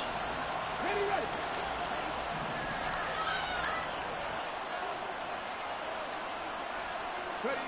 Vic operating on 1st down. And that is incomplete. Wow, the coverage a little too good there. And it's 2nd down. They certainly thought he had an open look beyond the 1st down marker to his receiver, but they just couldn't connect, and that will send them back to the drawing board. after the incompletion. Here's 2nd and 10 from the 20. Vic to throw it. He's going to air one out. And that's going to be incomplete. Good effort there, trying to take a shot, but it's 3rd down. Yeah, mid-zone is important, but if you don't have deep zones out there and they throwing these deep passes and streaks, man, you gonna be mad. Possibly a turning point. Big play coming. This is 3rd and long. Vic now.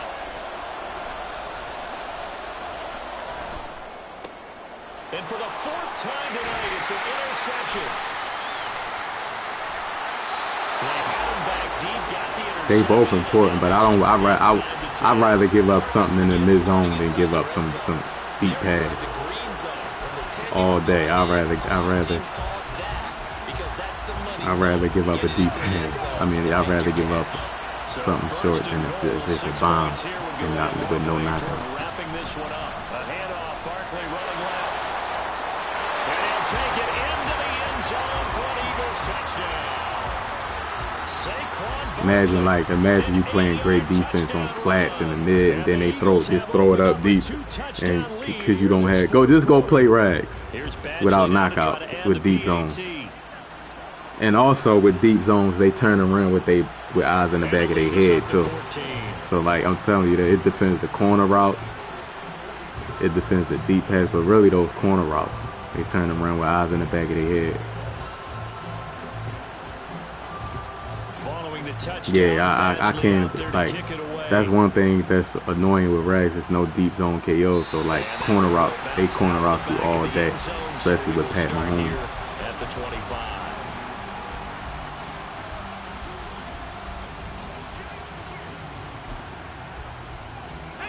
The Detroit offense ready to begin their drive.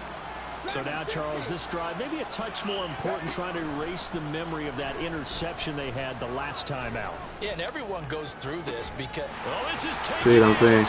Like, how is that not a knockout right there? He lit up and everything. He think he probably made a good read. He think he did something. Just outside the 30.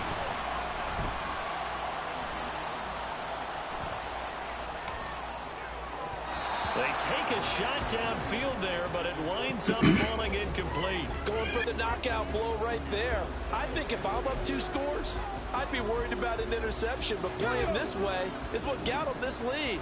So you may as well ride it out to the end. Vic on 2nd down. And that falls to the ground, incomplete. A nice job of bodying him up defensively, and now it brings up 3rd down. And we've talked about it, CD, but it bears repeating. They are struggling to throw the football. All the interceptions and more incompletions. It just doesn't look like things are in sync out there. I would agree with that, and it's not a good day when you feel like an incomplete pass is almost a win for you because it wasn't intercepted. I think the receivers now, when they're running their routes, they want to catch the ball, but they also want to make sure that the defenders don't take it away. All 3 timeouts plus the 2-minute warning. Here's 1st and 10. That throw by Vic, incomplete. A misconnection there. He's hit on just 50% of his passes thus far. That's not where you want to be. Now you see the evolution of the game. You go back to the quarterbacks of old, 50% would be terrific because they threw the ball downfield almost every time they threw it. Now with the short passing game, you should be above 60% just to be in the average range. Now a 2nd down throw for the end zone, but it's incomplete. And now a tough spot here. This is 3rd and 10. Vic readies to throw. And this is intercepted, and that should do it. Picked off by Pat Surtain. Why do EA insist on, bro? I picked it off. I didn't have my button. I didn't even have my hand on this control. I wasn't running. It automatically start running forward.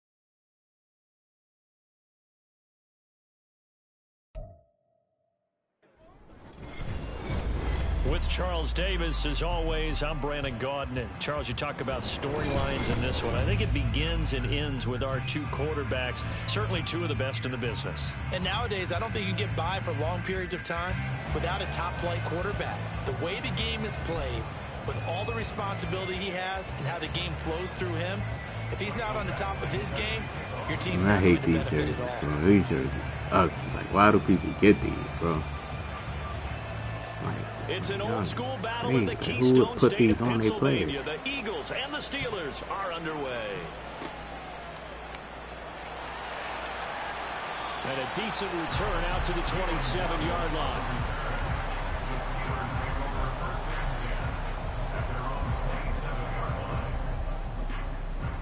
Oh man, we got a runner.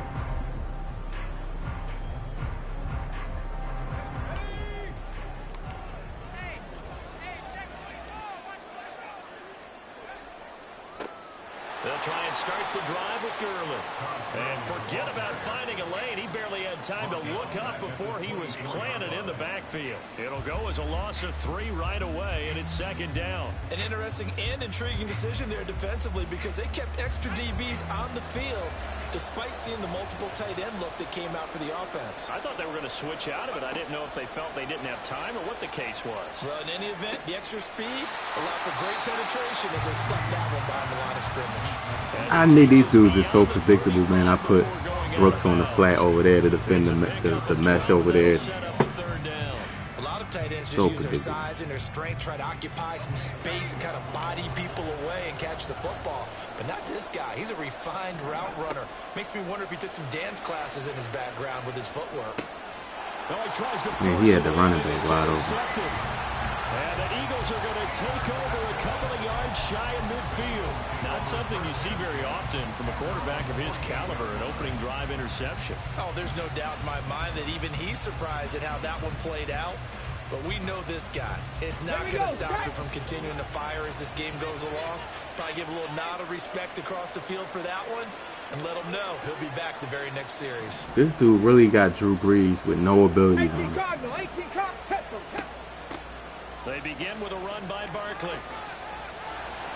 And Right. they get this one across What? midfield and down into Steeler territory. Like, he don't got It's a no 6-yard abilities on pickup, Drew and it gets him to Brees. 2nd and 4. He's just playing with him. Let's give credit all around. Excellent blocking.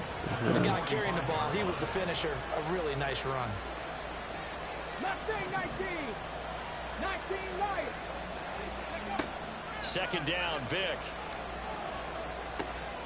To Barkley on the check down. And he's continuing to use it rushing. 10 yards there and an Eagle first down. I like the play design there. They occupied the defense downfield. Everyone trying to account for someone. But unfortunately, they didn't account for the running back slipping out of the backfield. And he was absolutely unnoticed and wound up getting big yards on that play.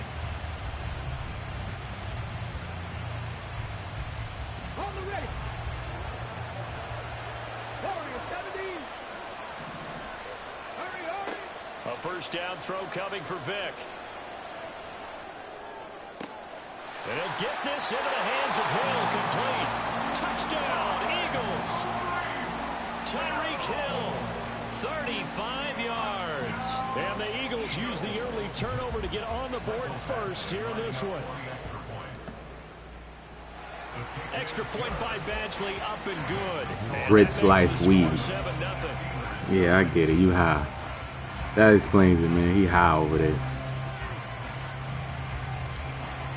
That's what it is. He high. Following the touchdown, Badgley out there to kick it away. Hey, listen, I'm not complaining, man. And I'm in the playoffs, man. Give me, help me out. Let me pause the game real quick so you can hit it a little bit. Go ahead. Drew Brees just smiling with no abilities on. Look at his face. Alright, that's enough.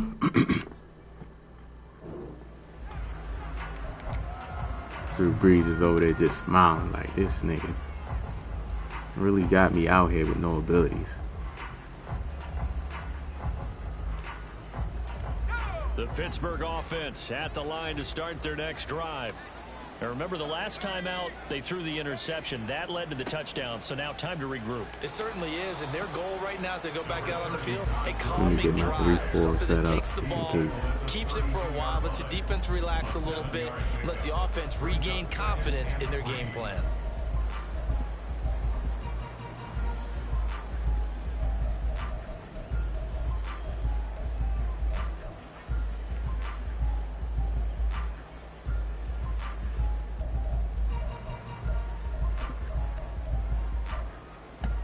They'll operate from the 32-yard line here, 2nd and 3.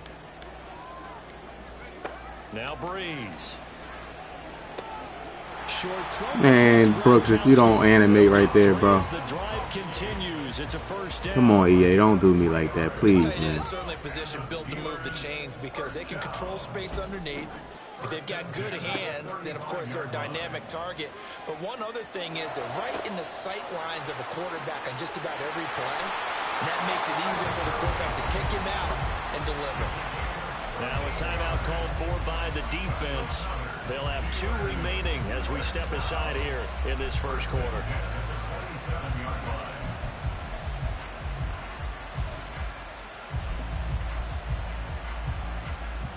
So now then, the big play has them all the way inside the 30 now, 1st and 10. Up the middle with Gurley. And that one blown up quickly as he's going to be stopped before he could even get started. A loss of a full 3 yards, and now it's 2nd down. Plays like we just saw there. That's why they're up right now. And the defense, they're doing their job. Yeah, it starts with the guys up front. So when you talk with GMs who are putting together a team, a lot of them say we're going to build from the inside out, because if you control the line of scrimmage, you control the rest of the ball game, and that's what we're seeing here.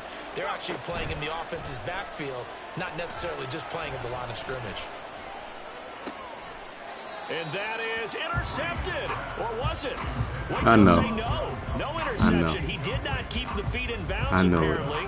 So that's just going to be an incompletion. I know it, EA. What game it is, everyone's always looking I couldn't get the Michael Jackson tippy toes catch. I know Should have been an interception. Nice catch. Just couldn't get his feet down in bounds. And offensively lucky to have that. Hey, John, he over there going crazy over there. He done forgot his abilities. An incomplete pass on that last play, and that means they'll need to come up with something here on 3rd down. Snap comes at 1, and now Breeze. Oh, and his early struggles. Just lofting, just no velocity on the ball, no set free lead, no nothing. Then he gonna quit talking about EA. He's yo, man, put the weed down. Rich like weed.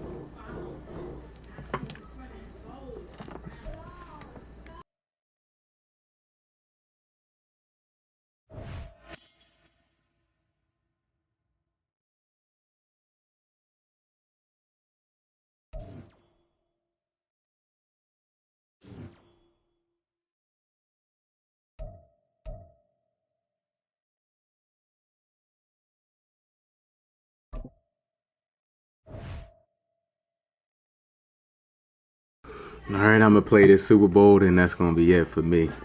See if I can win this Super Bowl. Come on, come on. Give me Rich Life weed again, man. Come on. Give me Rich Life weed again.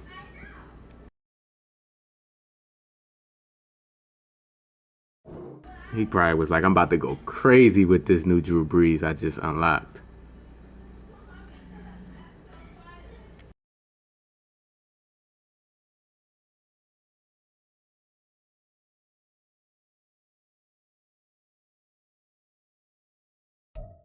All right, your challenge awaits. Can you fulfill that solo challenge? Time to find out. It is indeed the solo challenge, and it's Madden Ultimate Team time.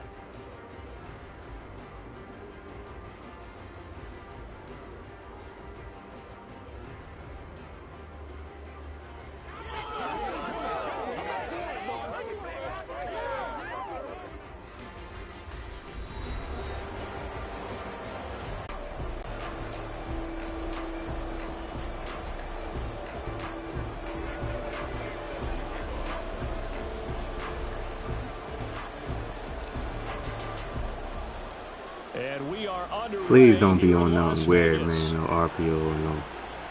Just play the game, bro. And he is out of bounds as they'll start up past the 30.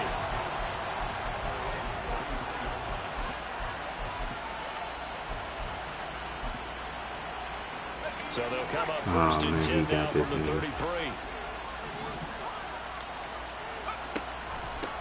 They run it with a Hall of Famer. I knew it. That's why I said please don't be on nothing weird. He got this power. 5 yards on the game's first play, second down. A quick burst there, and he nicely bit off a pretty decent gain.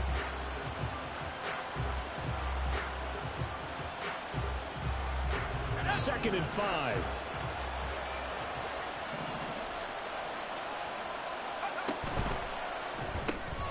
Throw right side, going to be complete to Moss. The goal of a wide receiver screen is get enough blockers in front to create a wall and let him pick his spot to run the football. How about the defense there, swarming to it and not allowing that to happen? Did not let him get downfield. On third down, they go to Dickerson. And he's got the first down. Oh, my God, look who I matched up with in my Super Bowl. Give him 6 yards, and they do convert on third. Faced with their first third down conversion opportunity and able to punch it through and pick it up on the ground. And to me, doing it on the ground sends a different type of a message than throwing the football. And, you know, let's face it, we've done a lot of games together. How often have we seen third down turn into an automatic passing down no matter what the yard is? Yeah, and last thing you want, that opening drive to go 3. We just want to remember angry runs. Scripted, lined up, let's get some points on the board. They're able to avoid that 3 and out. 2 yards the gain on the keeper, and it's second down. Typically on the read option play, when we talk about responsibilities, we're talking about what the quarterback has to go through. How about the inside linebacker, though? His job on this play, shadow the quarterback and hold him to a short gain. Did it to perfection. The second down attempt there knocked down as it leaves the quarterback's hand, and it's incomplete. Nice play on the football, and while it was tipped in the air and made everyone a little bit anxious before falling to the ground, you just know defensive players are taught to knock the ball to the ground. Right. But early in games, emotions come into play. Nerves come into play. And despite the training, the ball was tipped up. Fortunately for them, they didn't pay for that error. And now the third down throw incomplete as well. Excellent defensive effort to get to him and provide a little contact before the catch could be made cleanly. They'll go for it. It's Manning. That's complete to Calvin Johnson. And he's going to be out of bounds, but not before he takes it inside the 40. A curious decision to go for it, but it pays off with a first down. Boy, that's some kind of effort. When he caught it, I doubted if he could get there. Knew it was going to be close, but credit him. Really good effort. How about the rack on that play, the run after catch? But most of the time we think of it as just being an open field and picking up yardage. Sometimes you have to be real physical in order to gain the yardage you need for a first down. Defensively, Harrison Phillips there to stop him. What an advantage having an elite guy in the middle of the defensive line, because not only does he take up the space and let the linebackers run free, but he can also make plays himself, as we just saw there. Back to Dickerson here on second down. And some strong running there as he's down just shy of the 20 on the edge. This man ran all RPO plays, bro. 18 yards on that one, and the Bengals are moving. First down.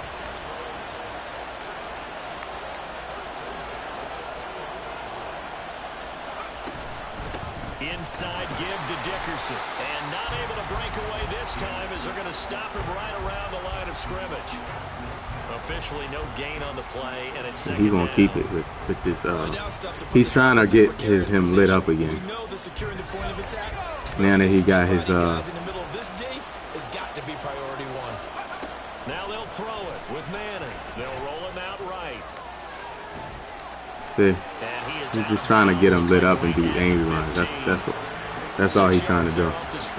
That's the thing about these abilities, man. EA they just ruin the balance of the game, bro. Then we gotta worry about somebody that's a quarterback with angry runs. It begins to establish him as a possibility to keep it on certain plays. And defensively, they're going to give me up a huge play in one of their first tests. Quarterback and a running back with angry runs. This now a 3rd and 4.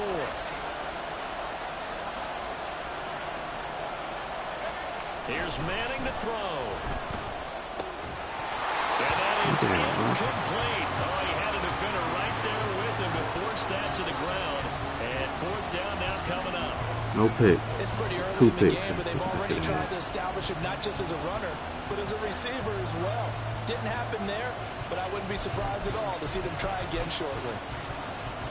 Zach Taylor, a new breed of head coach. He's going to go for it on fourth down.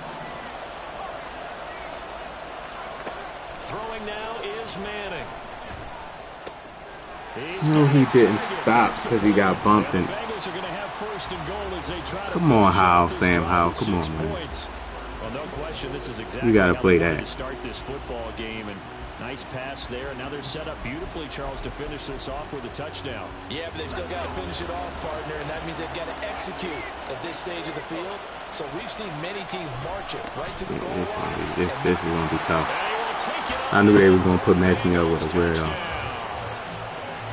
In the Super Bowl, they just find these dudes in the Super Bowl. It just never fails, man. Where do they find these people at? Like, they just be waiting around and get EA text and be like, I got one for you.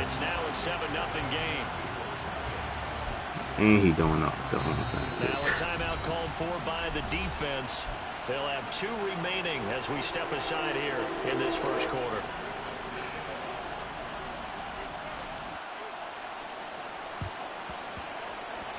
And the Eagles dodge a bullet. They cover it up.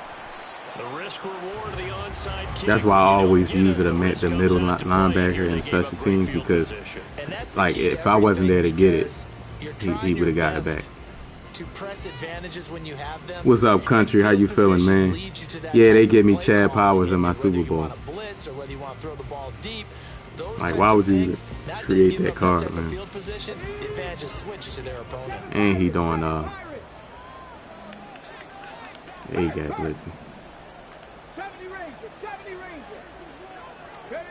First down, Vic. And that is going to be incomplete as he led him a bit too much.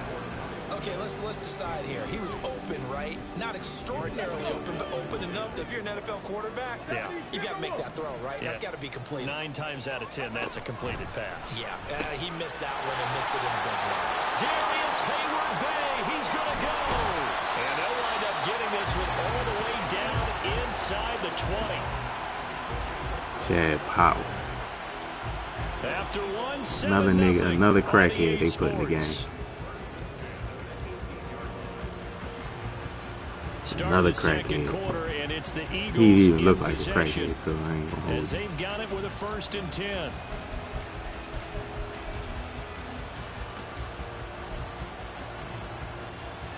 Can't tell me he ain't no crackhead.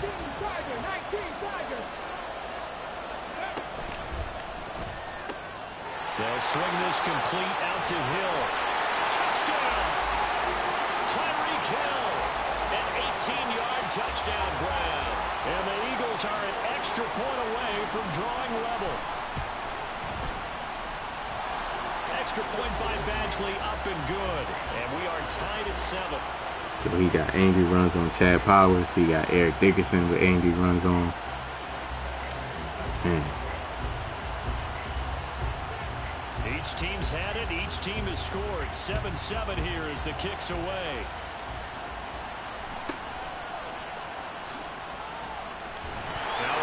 Yes, sir. Thank you. Thank you. I appreciate that. I was just thinking, man, like, come on, EA, cheat him. Like, give me something. Y'all see what he out here doing. And he saw the opposing team recover it. You felt his pain? Oh, I felt his pain, and you know what was going through his head. Tuck it away. Take care of the ball. Number 70 runs right past. How bad is this game, y'all? And he's going to take this ahead for right around 3 yards, but no more than that. Like, how bad is it? Down. Like, It's seriously. time for them to be good teammates right here. And what I mean by that is possess the ball for a little while. Get at least 2 first downs. Give their defense a chance to settle down a little bit after they give up a touchdown.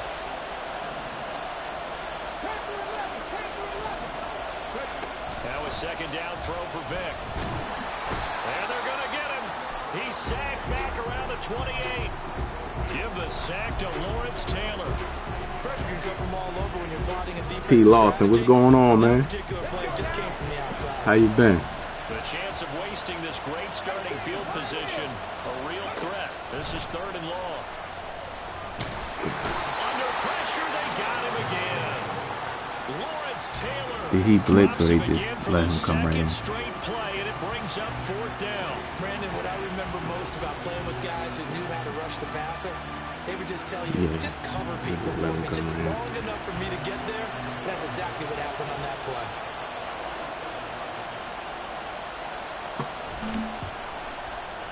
Eventually able to knock this one. I'm doing good, man. I'm doing good. What you think about the draft, man? Fired up, but in the end, the What you offense think about the draft? Yeah, the excitement was there after the return, but they didn't move the ball at all after that. They didn't even get a first down. Give me another fumble, man. He paid catching. I deserve another fumble. Catch, and this will come out to the 25. We got Austin Powers out here.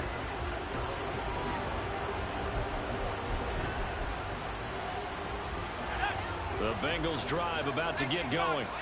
This drive here beginning probably with a pair of motivated groups. Remember, the offense scored a touchdown. Their last time out, looking to repeat that in Charles's defense. They were very frustrated after giving up 6 the last time on the field. And frankly, it's just a battle of wills in a lot of ways because you know they're both motivated. They both game plan for this drive, and they both have specific outcomes in mind. To me, it just comes down to who can. He said, and how we trust it. He does it again. And assert its will over the other. How he does it again. Ball on the 30. They'll come up with a 2nd and 5. He'll keep it himself. And past the 40 before he's out of bounds. Like, he ain't even juke. My man just, my player just missed him. In the first down. 2 minutes remaining in the first half. 10-7, our score.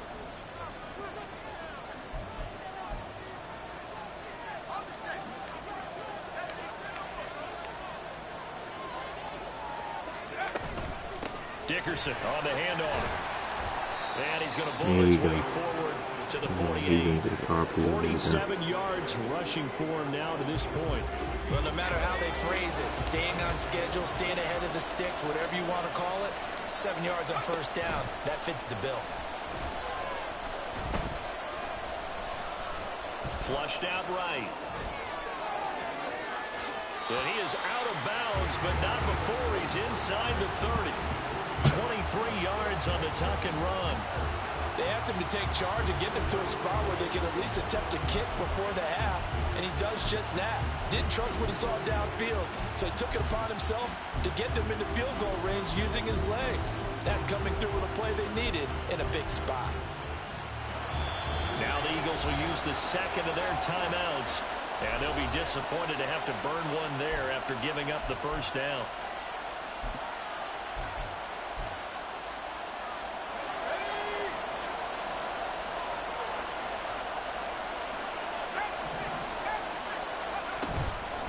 A carry for Dickerson. He'll get it to the 23-yard line. It's a 7-yard carry to set them up with a 2nd and 3. This dude gonna run the ball every play, then he gonna set me up for the RPO keeper. He gonna keep it with Powers with angry runs. You're gonna smother it, but a lot of the blitzers, they come in a little bit high. They don't have great leverage, and they're easily blocked and turned to the side. Call that a loss of a yard, and things get a little more difficult here. 3rd and 5. They'll need 5 on this play to move the sticks. To throw is Manning. Keeps himself upright. Look at him. Look at him just angry run, just breaking tackles, standing still. Multiple players combined for their team's first sack of the game. Got to give him points for the attempt, but there's just a wave of pressure there. A host of people in the area. Evades a few, but couldn't evade all of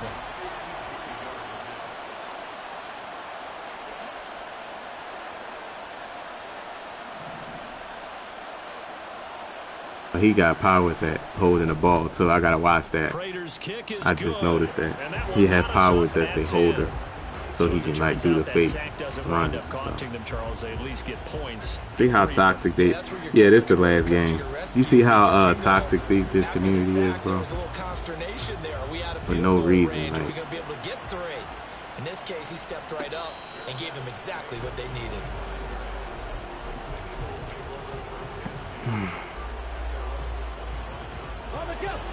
Already at the line, this Philly offense set to go. And with 8 seconds on the clock, really not a lot of time to try to put anything together. And the man open is Hayward Bay. And we're going to get a timeout with 2 seconds remaining in the second quarter. And they line up now for what will likely be the last play of the first half. This will be the final play of the half. Vick. The 20. And they're going to be set up down around the 15-yard line. Give me that juke. So we've hit intermission. It's halftime. This is the NFL, and it's a presentation of EA Sports. Welcome back. Halftime over. We are ready for quarter number 3. Alongside Charles Davis, I'm Brandon Gordon. And ready to get the party started for the second half. It was an even first half, all tied on the scoreboard. Here comes Devin Hester bringing it out. And he'll be brought down shy of the 20. It's like, man, anytime we think the game couldn't get no crazier, EA just prove us wrong, man. The Eagles offense set to begin their next drive. It's a tie football game here. What do you think, Charles, the message was at halftime? Well, I think that they probably just looked at things and said, we're fortunate that this is a tie game. No need to panic, no need to change a whole lot. We didn't play anything close to our best in the first half, so we don't have to go out and win one for the Gipper. Let's just go out and play our best football and win one for us. Now here's Vick. Looking deep for Hayward Bay. And that's caught inside the 35. Touchdown, Philadelphia. Please stay in cover 2. You in DB fire with it, and you're not even blitzing. The Eagles come right out of the locker room and score here in the opening minute of the third quarter. Extra point by Badgley, up and good. And that makes it a 17-10 score. Following the touchdown, Badgley out there to kick it away.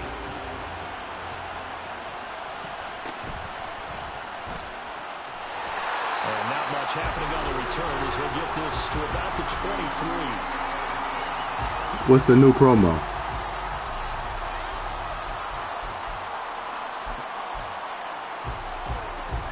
The Cincy offense about ready to go here on their next drive.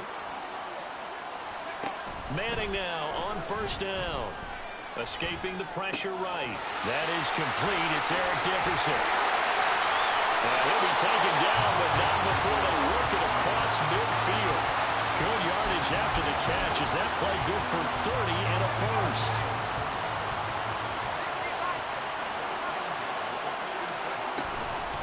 They'll run now with Dickerson. Down to about the 45. They suspected that it was a power play up the middle coming at them, and boy, were they right. That defense got downhill in a hurry and limited them to just a couple on first down. Now Manning throwing on second down. Complete. It's Johnson. And he is out of bounds, but not before he's inside the 30. The Bengals passing game finding a rhythm. They've got another first. It's taken a while for this offense to get going. A little creaky at the start, but they're oiled up now. A nice throw there, and they're really putting together a good drive.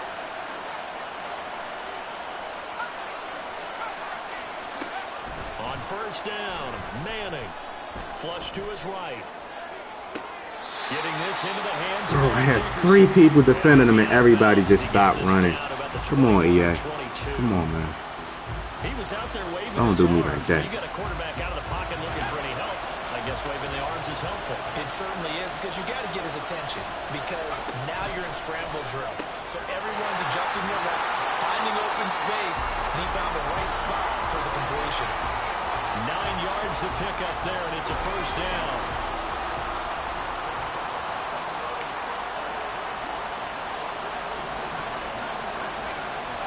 Into the red zone now. Manning. Quick hitter here. It's complete. And he'll get this down inside the 5 to the 4 before he's out of bounds.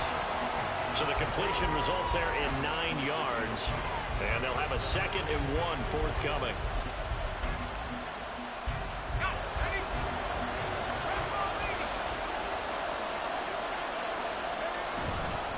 Here's Eric Dickerson. And he will push his way forward down to about the 3-yard line. He can muster only a yard there, and they'll be left with a 3rd and very short. Well, they certainly had success throwing the ball on this drive, and not as much running it as we just saw once again on that last play. Stopped after a very short gain. But I wouldn't abandon the run totally, because otherwise, pass rushers just tee off on your quarterback. Makes it very, very difficult for him in that situation. Yo, my goodness. This game is the worst game I've ever played. Bro, he ran. I blitzed and he ran right past the quarterback. Like, Zach Taylor's made the decision. They'll go for 2 here. They'll try and run it up the middle. And he will get into the end zone as they will. Yeah, they just cheating me, bro. Just so they can help people use this card, bro. Every time a new crazy card come out, EA just let them just do anything, bro. After the touchdown, out is Prater to kick. I actually throwing actual dots, and this dude is just playing like. Pastor to return from his end zone. It's hard, man. And no alley to be found. The coverage was solid, and he's dropped. Like, this is really the type of games that make you not want to test the game, man. Already at the line, just take a few days off. And you're like, dang, where UG at? And they'll just simply be looking to build off the confidence of the last time out where they scored a touchdown. And confidence is powerful, isn't it? When you've scored once, you feel like you can go back out there and get it done again. Doesn't matter what the defense throws at them. They feel like they're in a groove right now, and they want to get out there and show it. Yeah, hoping to stay in that groove here this go-around. Play action now. Vick. This one goes out wide for Barkley. Give him a gain of 5 on the completion, and it's 2nd down. Like, this dude is running all, like, meta stuff, man. It's just, I'm playing good defense, man. Remains here on a Sunday night. You are watching Madden Ultimate Team on EA I'm just not Sports. getting the turnover Back when I'm supposed to now get in it. Las Vegas. Welcome back, everybody. This one's still anybody's ball game. It's a 1-point difference here as we begin the 4th quarter of play.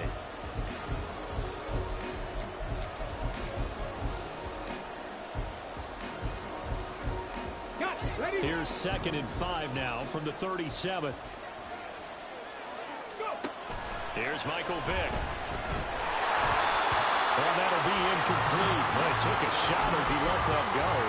And it's going to bring up a 3rd down.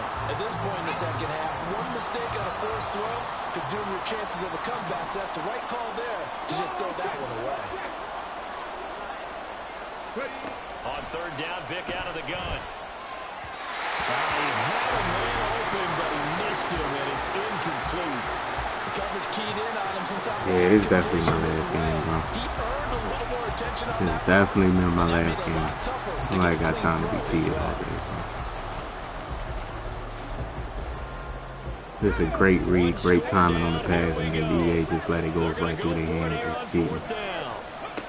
Gotta try it here. He's back to throw. And it's incomplete. They cannot convert.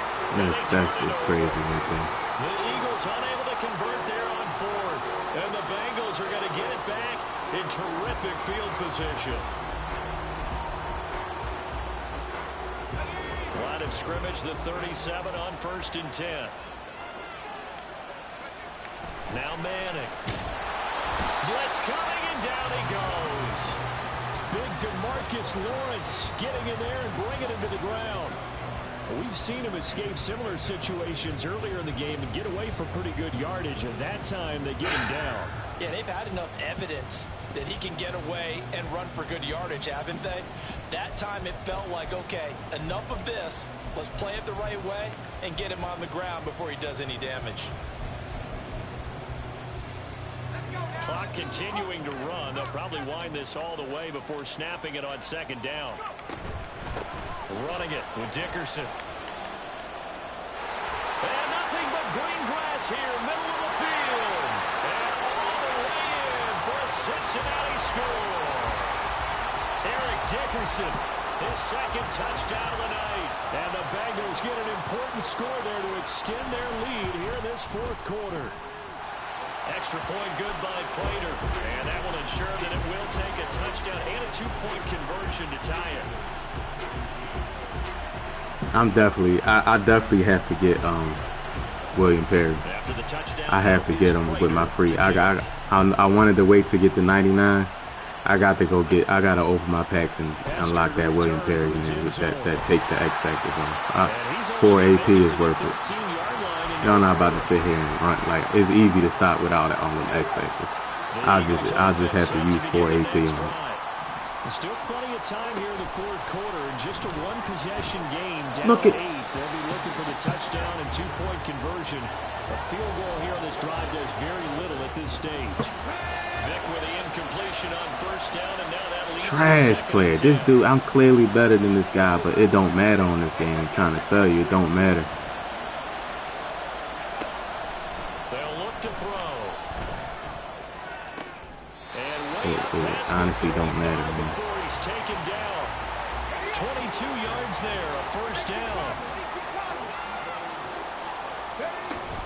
A give to Barkley out of the gun. And he slips up past the 45 before being tackled. Another strong gain on the last 2 plays. They moved it a combined 33 yards. Here's first and 10.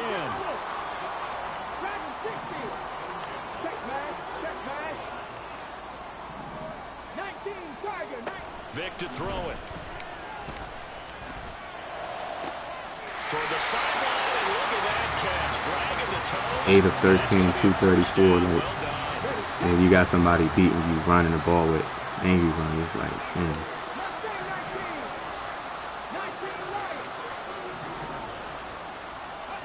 To throw, Vic. Oh, he was hit as he threw it there, and that one winds up incomplete. We've seen this quite a few times in this game. Offensive line unable to keep leverage, unable to keep people away, facing a lot of pressure. Fortunate just to get rid of it. One of the reasons they're down is that inability, though, to stop the pressure. We saw another example of it there. The throw on second down from Vic, incomplete. He did a fine job there of not hitting it before the ball arrived, and I've got to tell you, you can often mistime that play because of the angles of approach. When you're going to get him, sometimes you panic as well and think, I've got to be there right now. Instead, in this case, timed it perfectly and knocked it free. Hayward Bay has it over the middle. And they'll get this one down to about the 20-yard line. Fourth quarter, down to the final 2 minutes, and we've got a one-score game. Plenty of time. All 3 timeouts still remain. Here's first and 10 now.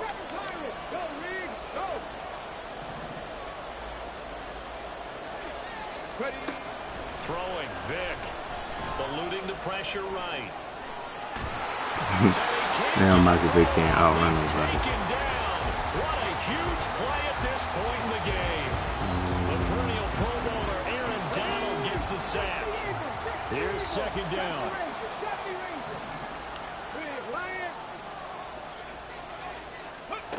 Vic to throw. And this is caught. Touchdown, Philadelphia. Tyreek Hill with his second touchdown of the night. And the Eagles have a chance to tie things up as they trail by 2 here in the fourth. So a big play for the Eagles now as they'll go for 2.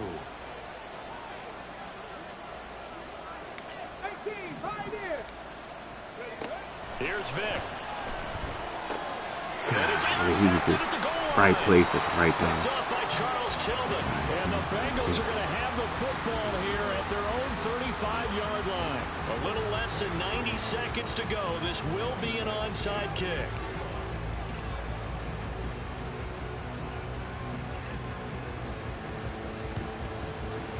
And this is going to be snuffed out. The Bengals recover. A tough one there. They certainly wanted that when they needed it, but they didn't absolutely have to get it. They still do have 3 timeouts. You're exactly right. Yeah, I definitely got to get that. But even though they didn't get it, as you noted, with 3 timeouts, if they can get these stops on defense, all hope is not lost. And good work there in open space. And he's got this all the way down now to the 32. Well, that's a carry they have to be satisfied with. And throughout this game, they've been satisfied with what he's given them. Whenever they've needed a big run, a first down, he's the guy they've turned to. And it doesn't matter what the defense thinks. They've got the confidence to keep handing it to him. GG's. I want to look at the stats. Look at this. Yo, 96. This is how easy this game is, bro. This man has less than 100 yards passing and he's still beating. Yeah, they love the idea that they can take the air out of the football at this point of the game. See? That means they're really counting on that offensive. I gotta invest in that William Perry. Taking care of the football. Got to. Because you're gonna tell your quarterback, hey, you don't have to deal with stuff like that. Just turn them X factors off. And if you have the ball, they can't score.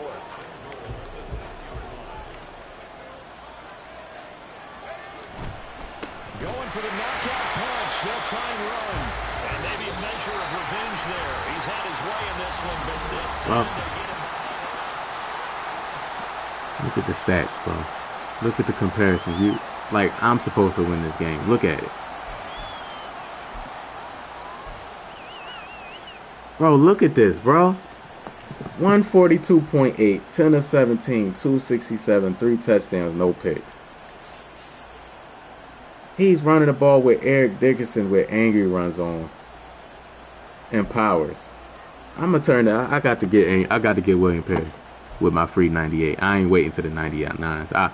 I'll chalk it. I'm getting William Perry, and I'm gonna use 4 AP and get that ability. Y'all not about to sit here and angry run me to death, bro. You gonna win the game. You lose the Super Bowl to a bum. That's breaking. You know what I mean?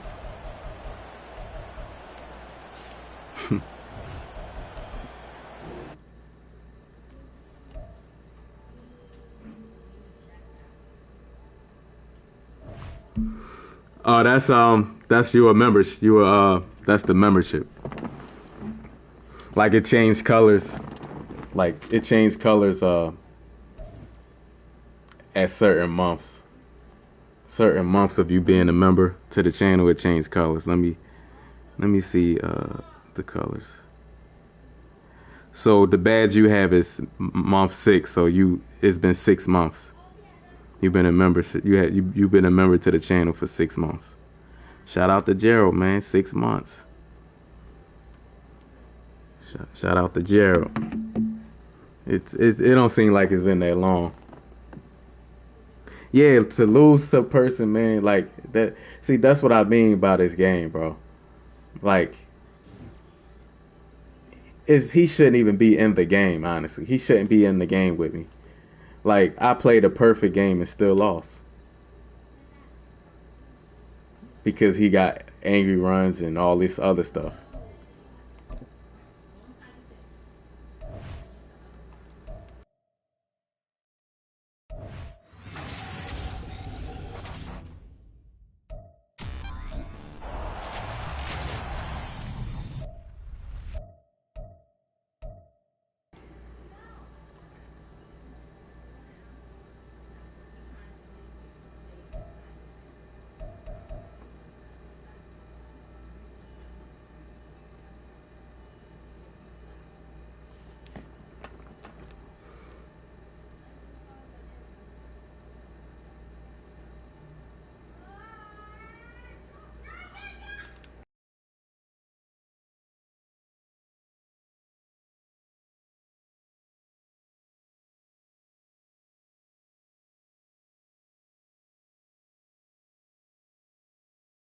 Do it cost for membership? 99 cents a month.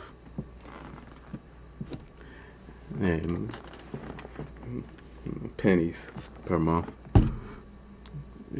It's just some people want to support the channel. 99 cents a month. It's one for $4.99 a month too, but I've been wanting to take it off. I just don't know how, because it's 99 cents is the same thing as the $4.99. It's no difference.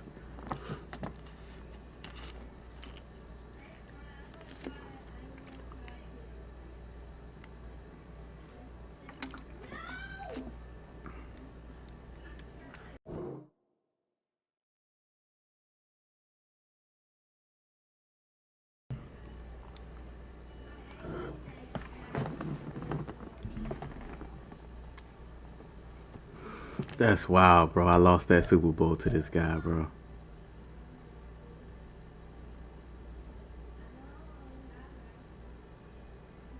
I'm definitely getting William Perry, man.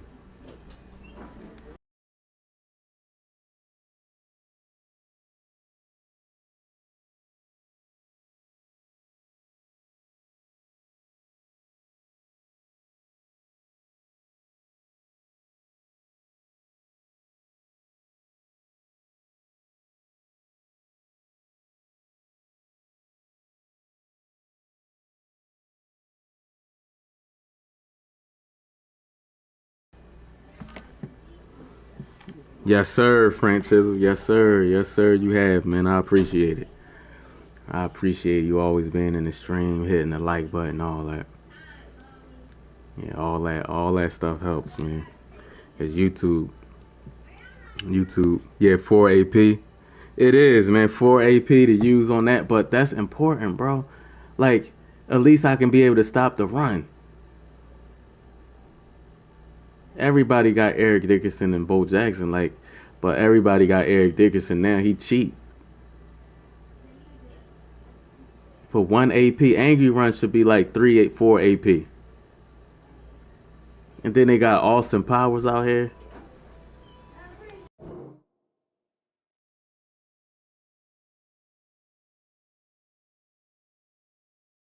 Yes, sir. Yes, sir, Huncho. I appreciate it too, man. Shoot, I appreciate it. Y'all ain't even gotta do that. Y'all ain't even gotta do that. I don't even promote or to ask for that. Y'all just do it just, for the love. So that, yeah, that's definitely appreciated. Yeah, that's definitely appreciated.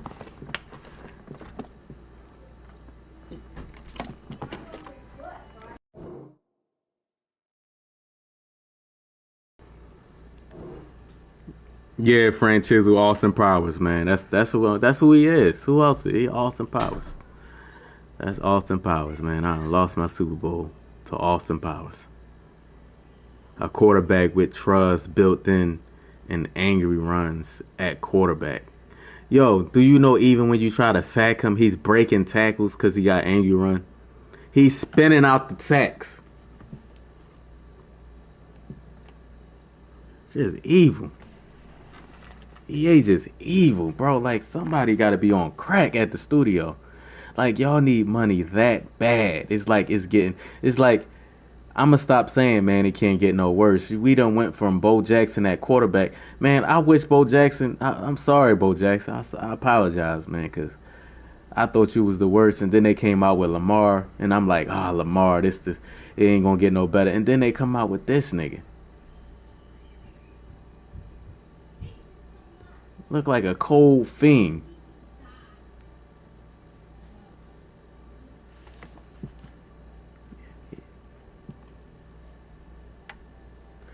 Wilts, what's going on, Wilts? My guy, Wilts, what's going on with you, man? How you feeling? Do I think the rookie starts over Bradbury? Um, I think if the rookie won the spot, I think that Bradbury probably would be off the team. If it's open competition, like he seemed like a type of rookie. He got a like aggressive mentality. Like he ain't coming in here and just gonna try to like, oh, I'm just gonna learn and sit on the bench and learn. He gonna learn, but it seemed like he gonna want to come in and play. Him and the other guy, Dejean Cooper, like like it looks like. And then remember last year, toward the end of the year, Keely Ringo was playing better than Bradbury. Remember with Keely Ringo? Remember when Slay missed some games and Keely Ringo got some starts? Keely Ringo was playing better than Bradbury. He actually should have started that playoff game, man. He was playing better than, so you don't forget we got Keely Ringo in his second year. You know what I mean? A 4.3 speed. You know what I mean? So like speed is speed, man. Like I can't see Bradbury being on a team. I think you have to wait until after June 1st.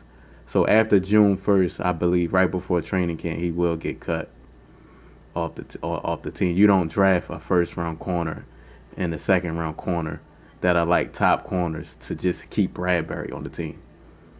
Like you draft a corner at 22, you want him to start. You know what I mean?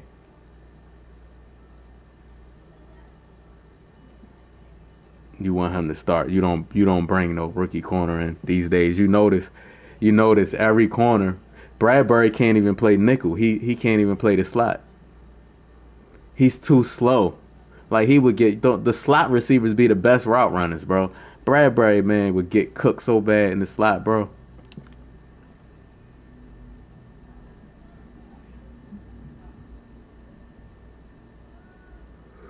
Slay actually had a better coverage rating than Bradbury. His coverage rating was all right.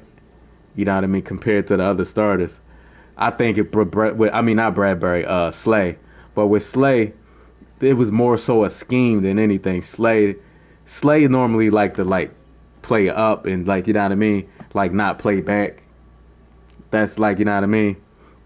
That's when you get beat on them double moves and stuff. Like he like to normally play up on you. You know what I mean? And like, but Bradbury, no matter if we was in man coverage, off coverage, you know what I mean, press coverage, he was getting cooked. Whatever covers we played, Bradbury was, all you saw was number 24. You saw the back of his jersey.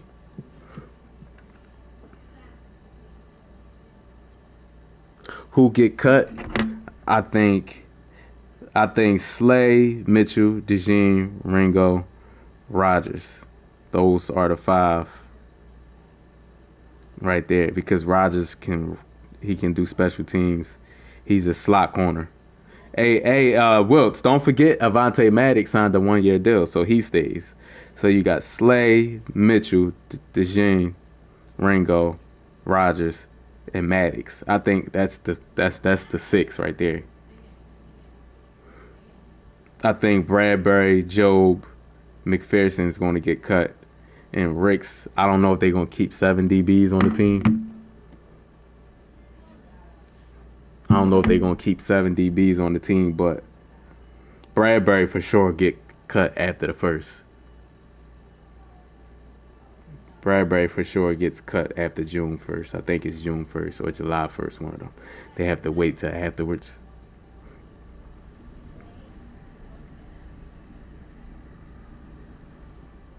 You said that's how you feel, Penix. You think he might want to take Kirk's job. The thing is with this situation is, like, they just signed him to a fresh deal with all that money up front, so he probably won't be starting for 2 years unless Kirk get hurt.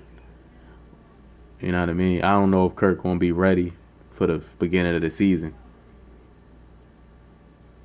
I don't think Kirk gonna be ready. I don't know if he's gonna be ready by the beginning of the year. But if he's healthy, I think he at least has 2 years. How many years was the deal? 4 years, right? They had Slay as one of the best cover corners last season. They showed it on the NFL Network. They barely threw. That's what I'm saying. Like, Slay, I think the defense as a whole, because of the scheme, was bad. The scheme and linebackers was bad, and the scheme was bad. But Slay had a good coverage rating.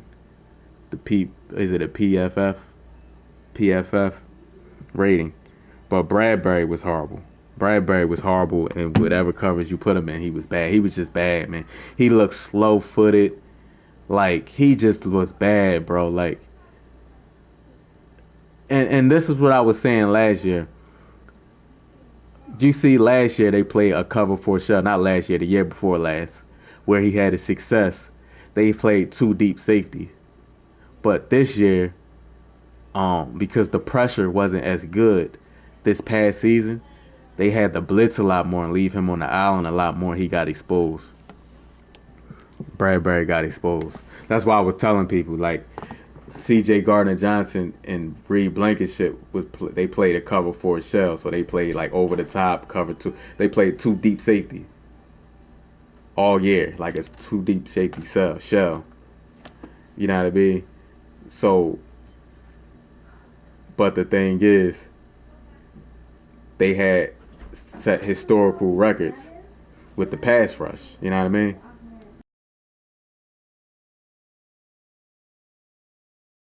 The pass rush was like historic. You know what I mean? The sacks they got, not the year before last. But when you look at last year, they wasn't getting pressure like that. You know what I mean? Reddick got pressure. You know what I mean? He didn't get pressure for the first few games. Then he started getting sacks. But it wasn't like consistent pressure throughout the game. He would get sacks, but it wasn't like consistent pressure throughout the game. Josh Sweat disappeared late in the year. But I think Hassan Reddick got 2 sacks in like the last 7 games of the season, I believe. He only had 2 sacks. And he ain't get really no pressures in the playoff game. against Baker Mayfield. That's why they got rid of him. You could pay cheaper. But yeah, Bradbury. I can't see how Bradbury be on the team. I just can't see. You don't draft a corner in the first and second round. And mind you, they still got Keely Ringo from last year, who actually started some games and played pretty good when he was in. As the season went on, he played pretty good. And see, DeJean is Cooper, D. Coop. You know what I mean? He's athletic and he's a versatile corner. He can play safety, he can play the slot inside, and he can play both sideline positions at corner. So you keep a guy like that. You know what I mean? You see the situation we got into last year when Avonte Maddox got injured. We had no slot corners at all. So you keep a guy like that. C.J. Gardner is the same way. C.J. Gardner can play the slot, and he can play both safety positions. Let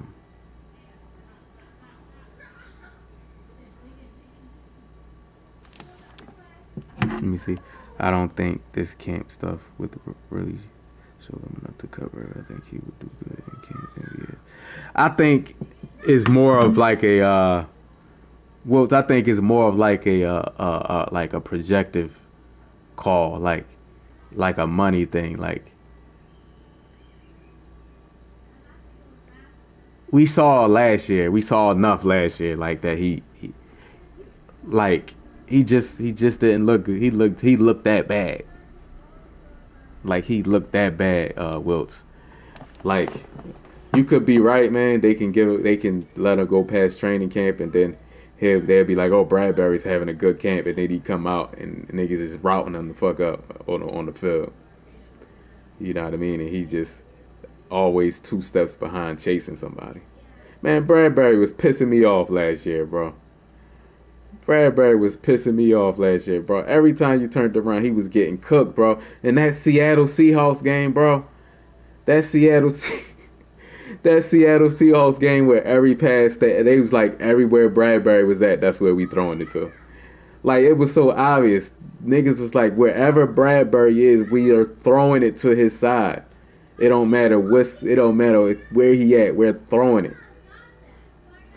We're throwing it on Bradbury's side, bro. That game, bro. That Seattle game, man, when Bradbury, and then even in the playoff game when Bradbury, I ain't get mad at a player like that. Bradbury had me hot, bro. Bradbury. Hey, Wilts, Bradbury had me so pissed, man. Cause like I'm more so, man, like, all right, the player, he going up against a good player, he got beat or whatever. Bradbury was getting cooked by everybody. Niggas was having their best game against Bradbury. They was having their best game against Bradbury.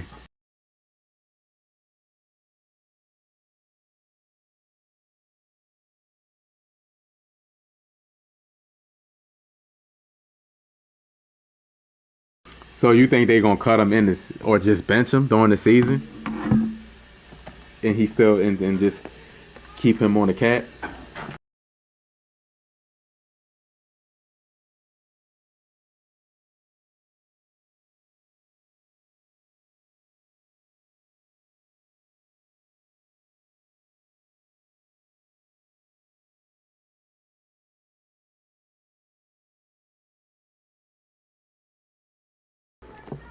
I don't know. Like it's just they could use that cap space to sign maybe another veteran linebacker, because like at linebacker we got Devin White, we got Nakobe Dean, right?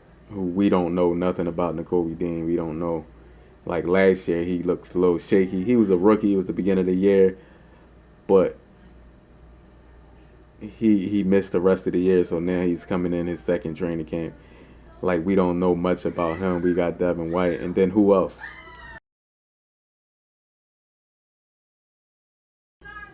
You know what I mean? Who else? What other linebackers? I think they can use I don't know, man. Because look, what corner would you keep? Let me look at the corners that you let me look at the corners you name. All right. How many corners do teams typically keep? Because off this list, I'm keeping Slay, the rookie Mitchell, the rookie Cooper. That's 3. I'm keeping Keely Ringo. That's 4. I'm keeping Avonte Maddox. That's 5. Isaiah Rogers. That's 6. That's 6.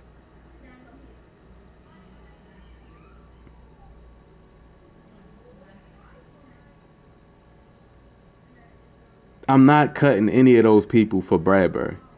I'm keeping Slay. I'm keeping Mitchell. I'm keeping Cooper. I'm keeping Ringo. I'm keeping Avonte Maddox, and I'm keeping Rogers. Bradbury, like Eli Ricks.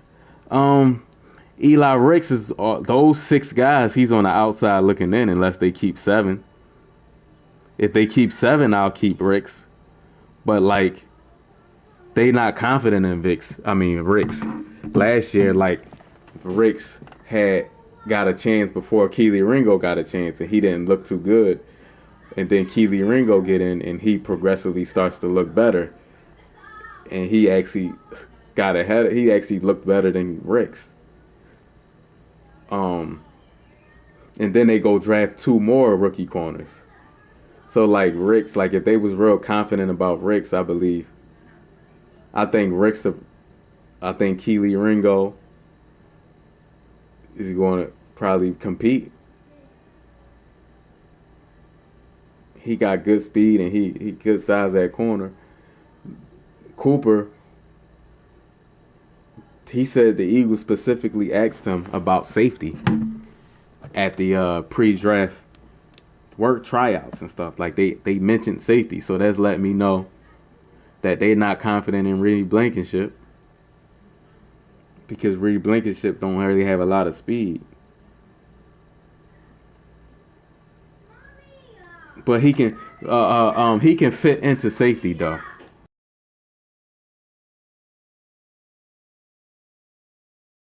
He can fit into. I think he can fit into safety. He can fit in. I think he can fit into safety.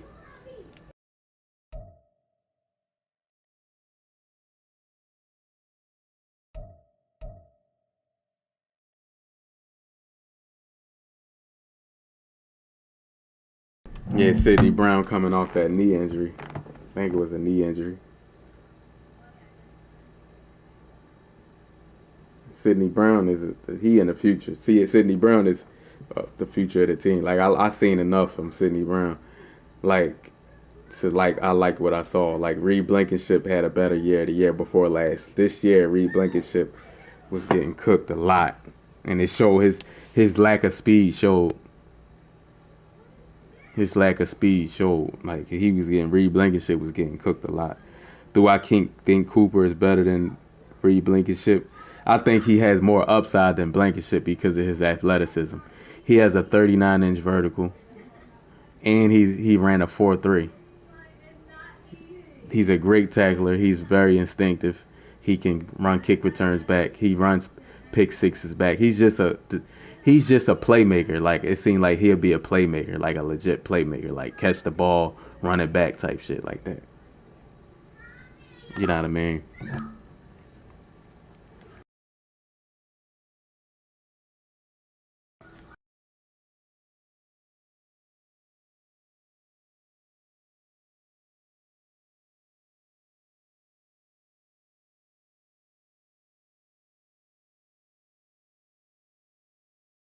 And mind you, we got CD. We got CJ. We got CJ Gardner back. You know what I mean? Sidney Brown, he coming back from that injury.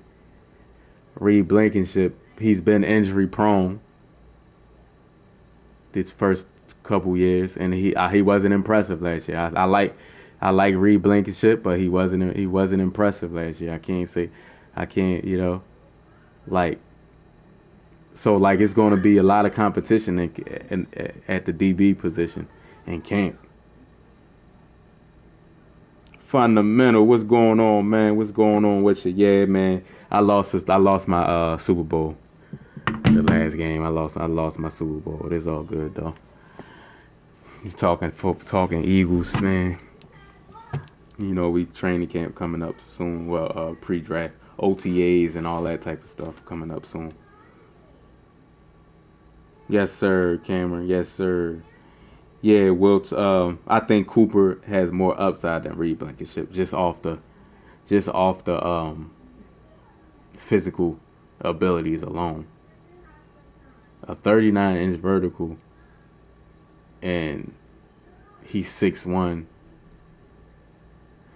He's 200 plus pounds. He ran a 4.3.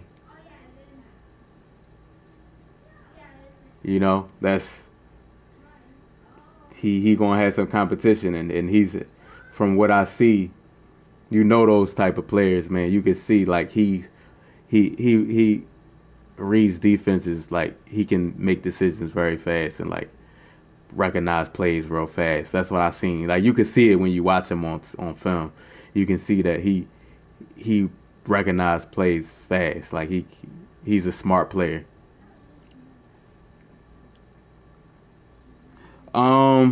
No, because I like the early success he had at corner. I would build on that.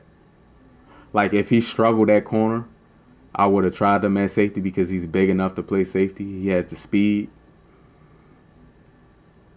But he had success at corner. Like I would try him out at corner, because if he has success at corner, and you got for the future you have him and Mitchell, and if Cooper can be the slot, or he can be the slot receiver, or he can switch over to safety with Sidney Brown after CJ is gone. CJ will be here 2 years max, probably.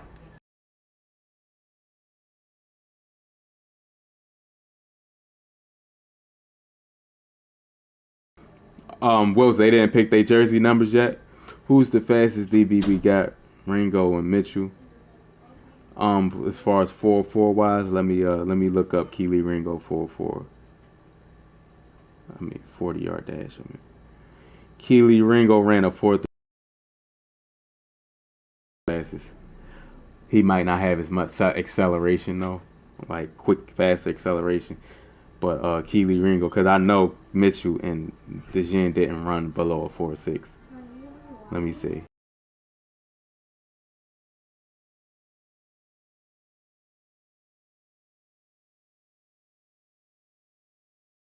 Actually, Mitchell ran a 4.3, a 4.33. Sheesh. Yeah, Mitchell was the fastest. God damn. And then let me look at DeJean. I think ran a 4.39.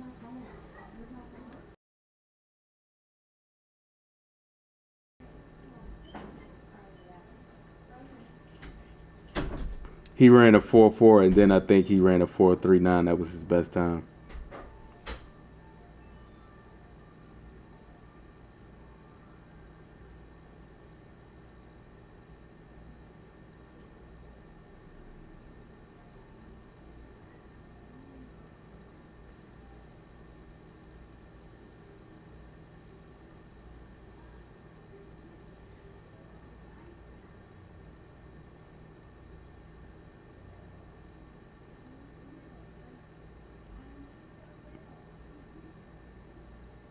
Yeah, Sidney Brown staying at safety. He just because CJ's Gardner Johnson is back.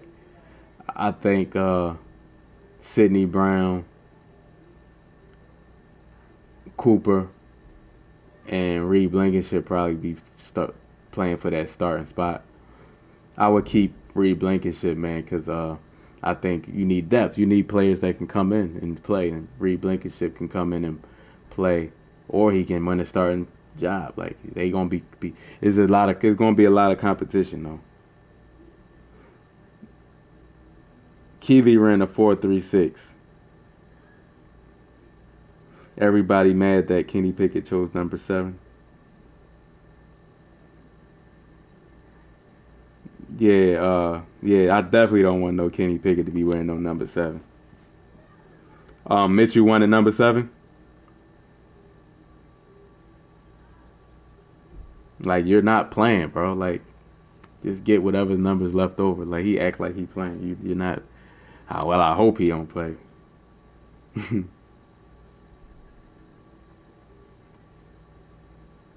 What number did Mitchell pick, Wilts? What number did he end up picking?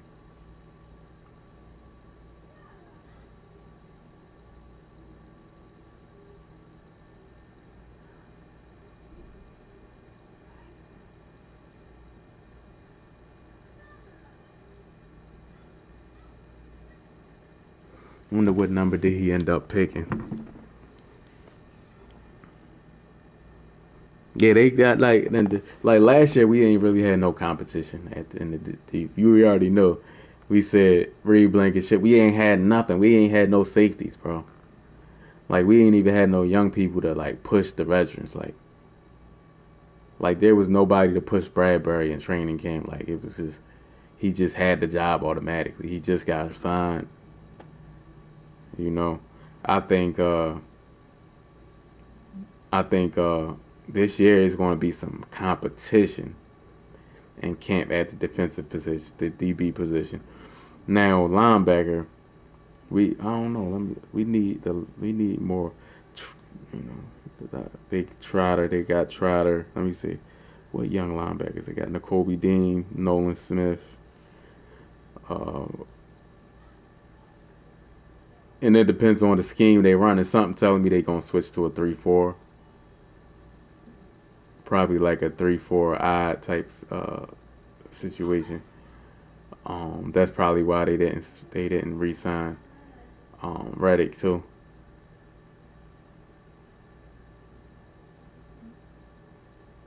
Jordan Davis is, I think, listed at nose tackle. So you know, I think Jordan Davis will show his worth at nose tackle, like lining up right over the center and driving the center back in the middle, just clogging up double teams and stopping the run. Like he'll be better at nose tackle. Because nose tackle is straightforward. Like he don't have to really worry about the gaps and stuff like that. No, you just blow up the center every time.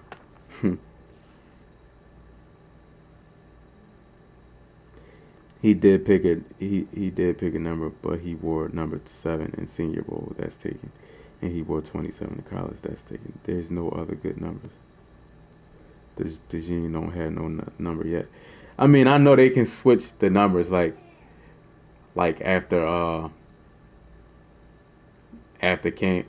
Like who knows? Pickett might not even. Who knows if he even make the team? But I know like a lot of these people that's on it. Like McPherson got 27, right? He might.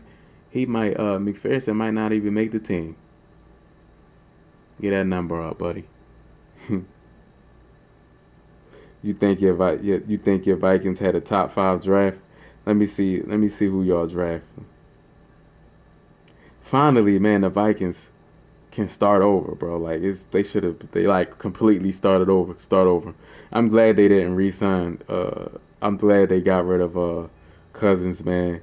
Like you just gotta start over sometimes, man. You can't just try to hang on to people.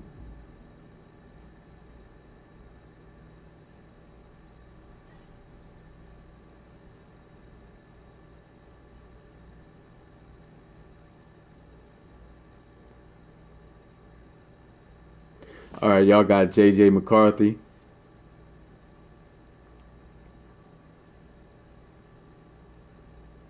Quarterback at Michigan. What you think about him? What you think about him, Huncho? You say, yo, yeah, true. That's true, Wilts. That's true. He, that's true, yeah. 3rd round picks are important in the NFL. Dallas Turner, outside linebacker. Kyrie Jackson, cornerback out of Oregon in the 4th round. Walter Rouse tackle in the 6th round, and y'all got a kicker in the 6th round, and another offensive lineman in the 7th round, defensive lineman in the 7th round. So J.J. McCarthy, what you think about him though?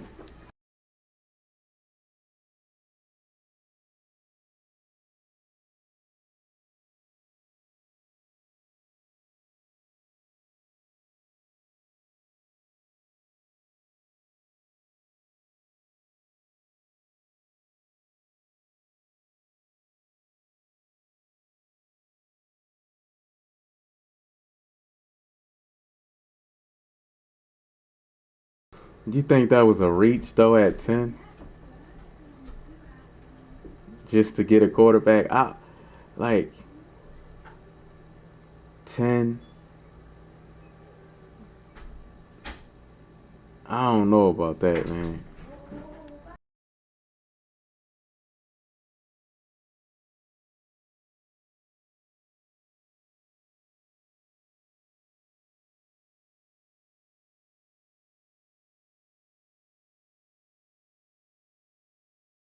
But the fact that he got drafted there, he got a skill set, man. He got a skill set. They just like it's. I think more so quarterbacks, man. You got to create a scheme that fit them too. Like you got to create a scheme that fit the quarterbacks, man. You can't like I don't care how good the quarterback is, man. Like you better like have a good scheme. Like look, C.J. Stroud. People say that C.J. Stroud was great. Yeah, he's good. He throws a good ball. He's accurate. He can make every throw.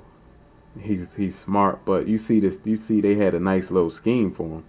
They wasn't just out there just trying to run RPOs. They trusted him to like make reads down the field. They was aggressive down the field, and he responded. He responded good to that. You know what I mean?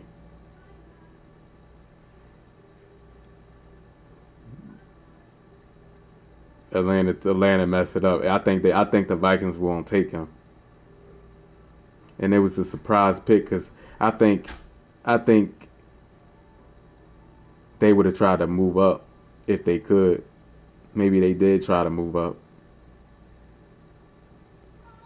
You said he looks soft. uh, he looks soft, huh? Well, he got a good receiver to throw to. We know that. You got him, and you got T.J. Hawkinson. They got some good pieces, man, to throw to. They got the rookie receiver from last year. Vikings got a good offense, man. Like, so coming in, he'll have good players to throw to, man. He just like it's just like, man, it's up to him, like how quick he's gonna pick up the scheme, and also like the coordinators, like what type of scheme they gonna run. Are they gonna be aggressive with him or just like? Cause some teams mess up rookie quarterbacks. They don't let them throw downfield. Like they like to make them throw like check downs and stuff like that. Like you know what I mean? They don't open up the playbook. Like so some coaches, man, mess their own quarterbacks up. They're like, oh, just make the simple read. No, like C.J. Stroud, like you see, they was throwing down the field. Throw down the field, man. Let them make throws, man. If you don't trust your quarterback to throw down the field, then he shouldn't be in the game. Then just sit him down. Then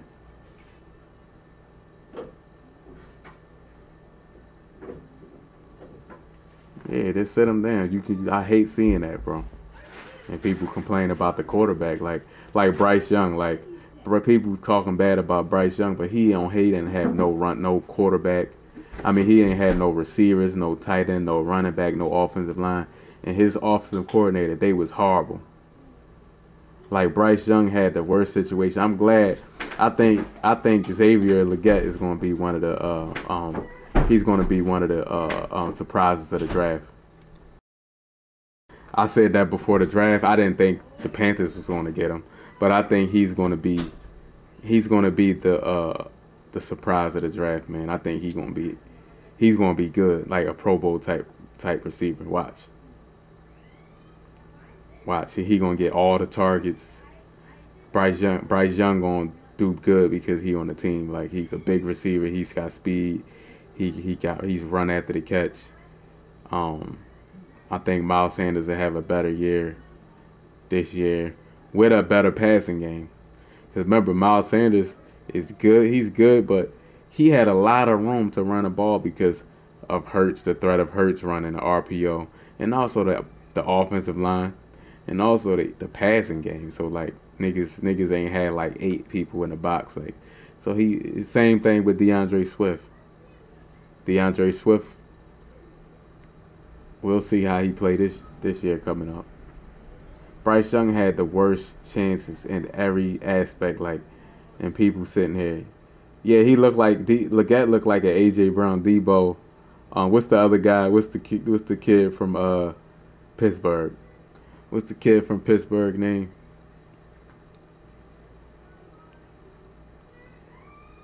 George Pickens. Yeah, George Pickens. George Pickens, DK, AJ Brown. Them dudes like some of the most physical receivers, man. Yeah, Swift will be average.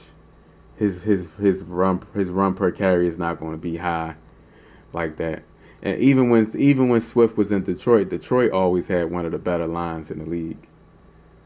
You know what I mean, for the past few years, and he had he had some high yards per carry there. Yeah, it was Swift. I didn't want to overreact with Swift, man. That's why I was like, man, like he can go. Like, same thing with Miles Sanders. And Miles Sanders is one of my favorite players, man. Like, you know what I mean, a homegrown talent. You know what I mean, Penn State. But like I don't think Miles Sanders and DeAndre Swift was those caliber running backs where you sign them to like a big contract. No. And Barkley is, because Barkley can catch the ball. He's a great blocker. He's a great pass protector. And he can run between the tackles. And he can pick up 2 yards. Like, he ain't scared to run it up the middle for 2 yards. Like, Sanders and Swift, and I get it, but they were scared to run between the tackles, really. Like, to push to get the 2 yards. That's why the Eagles had to do a lot of push, man. That's why they had to do the tush push like that.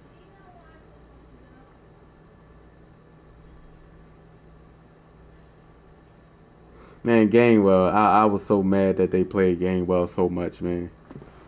I was so mad they played Gainwell. I'm not a huge Gainwell fan, like, honestly.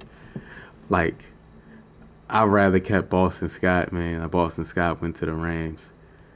Boston Scott was a running back, man. Like, when our starting running back was hurt, like, Boston Scott would make a play, man. Like, he a guy like I would trust to come in for a couple games, like, as a backup when somebody gets hurt.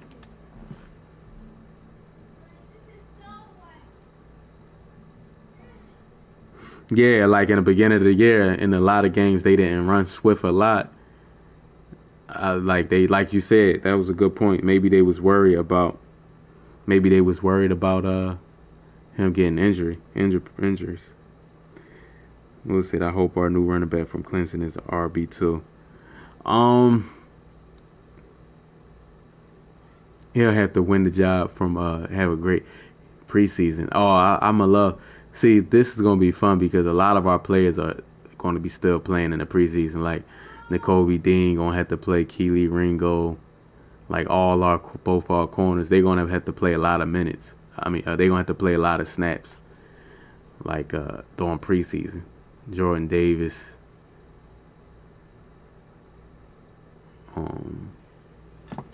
Yeah, I want to watch those guys and see like how the Eagles use them. Like, but Will Shipley, he got potential, man. He ran a 4.3. I believe he ran a 4.3.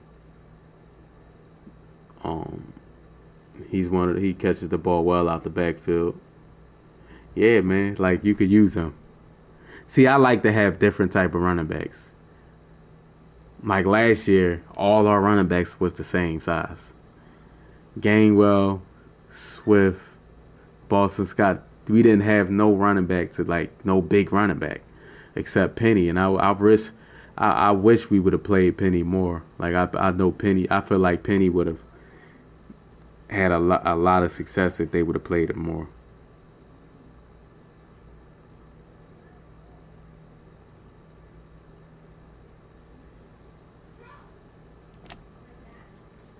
I think Penny ain't get signed by nobody though. I don't think.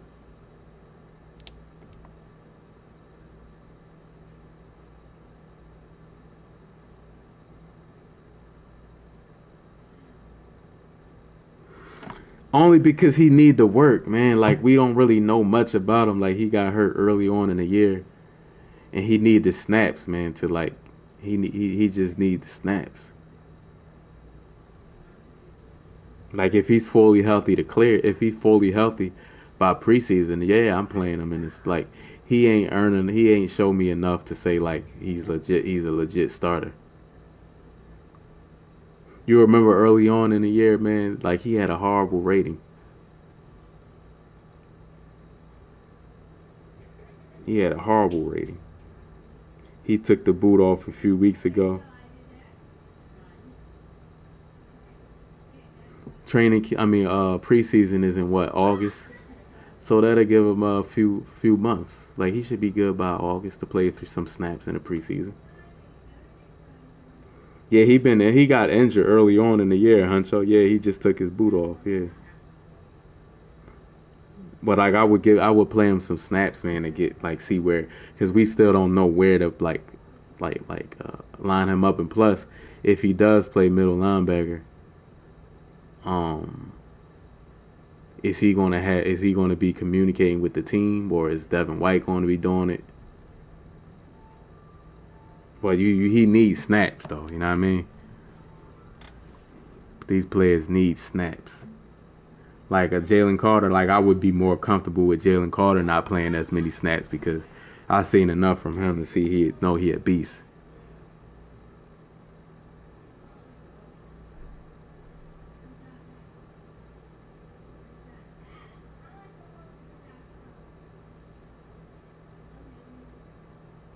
The problem with that is once the season starts, you're going to have, like, I don't mind Devin White because he's a veteran, but like having the Kobe Dean playing. Now, like I said, and also don't forget this, Wilts. Don't forget this. That's what I'm saying. I don't know who's wearing the green dot. Probably Devin White. He's the veteran. But this also is a good point to think about. What scheme are they going to be running? So they're not going to be running the same scheme. So what he learned last year, scheme-wise, then he got to learn a whole new scheme. Like I'm thinking they could go to a 3-4.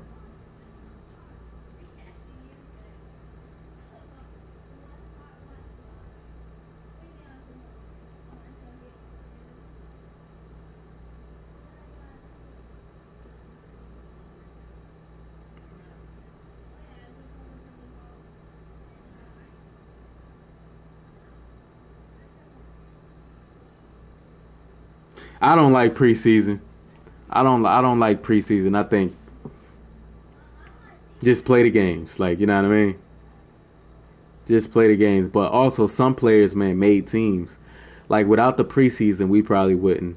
Remember Victor Cruz came in during the preseason. Remember Russell Wilson? They won their jobs in the preseason. Like Russell Wilson wouldn't be Russell Wilson, man, if he didn't play the preseason.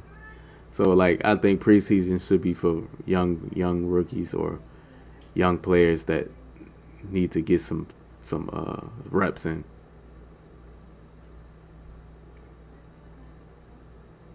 Oh hell no! We don't need no more games. No. Mm-mm.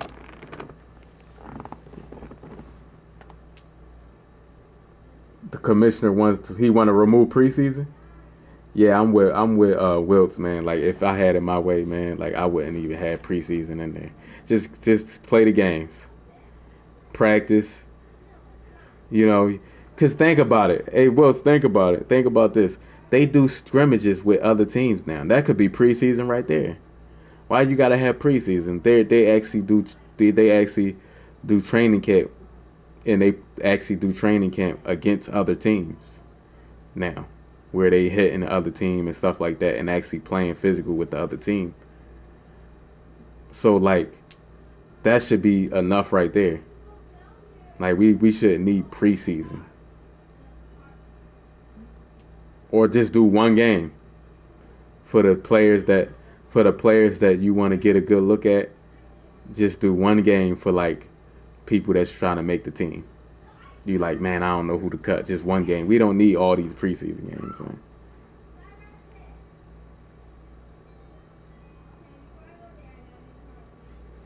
Yeah, I don't know, when did that start? Has they been doing that for a while? Like teams going up against each other in training camp?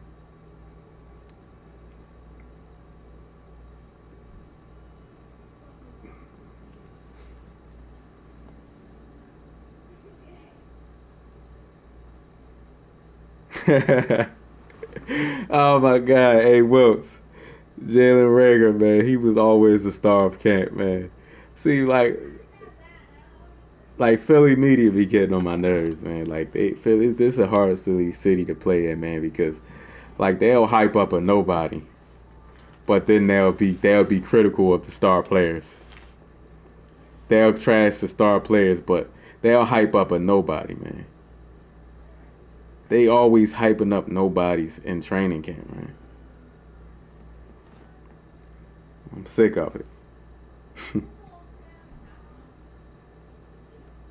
Jalen Rager. Oh man, what was the McMullen?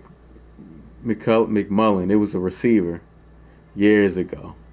He was a tall receiver years and years ago. I don't know if it's McMullen or McCullen or McMullen or something like that. Bald head nigga. Man, this nigga was so sorry in the league, bro. But every training camp, they was like, oh man, this is his year. Like they annoying. Like they annoying here. Like honestly, man, like you gotta like to play here, man. You gotta be real thick skinned, man. Like you really do. You gotta like really like Embiid talk about it all the time, man. Like every other day they're talking about trading Embiid. Like every other day they're talking about trading. Oh, we should trade Hurts. Like on the radio, like legit. Like I'm telling you, like these people, man. These people were crazy. And if you're not used to it, man, it could rub you the wrong way. Like you seen like C.J. Gardner-Johnson. You seem like he was battling with the fans, but he don't understand. You're not gonna win that battle. They gonna wherever team you at, the Eagles fans, they gonna follow you. They gonna be on your social media. Like you're not gonna win the battle arguing with Philly fans. You're just not. Like everybody knows that. That's why he had to come in and apologize when the Eagles signed him. Like everybody, they was like more hurt that because he was a fan favorite. People was more hurt that he didn't take the contract that the Eagles offered him, and not just that, and he started bad mouthing like the team and stuff like that. He started talking crazy, like so they started coming at him. You know what I mean? So they probably like, listen, man, if we sign you back, you're gonna have to apologize to the fans because it's this. You know what I mean? And people welcome them back. Ain't nobody hate CJ really like that, but nobody hated CJ. But if you gonna talk crazy, they gonna talk back. They gonna talk crazy to you back. Yeah, CJ be ready to crash out. Yeah, well, just trade him. Like the thing is though, like I think he still have value in the league. I think if we traded him, they can get something for him.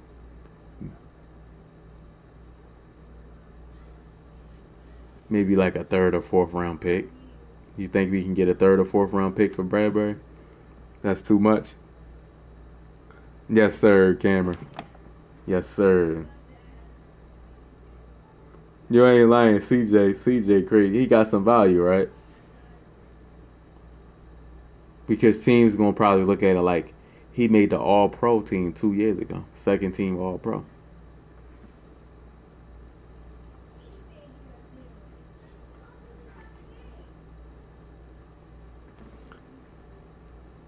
CJ now he going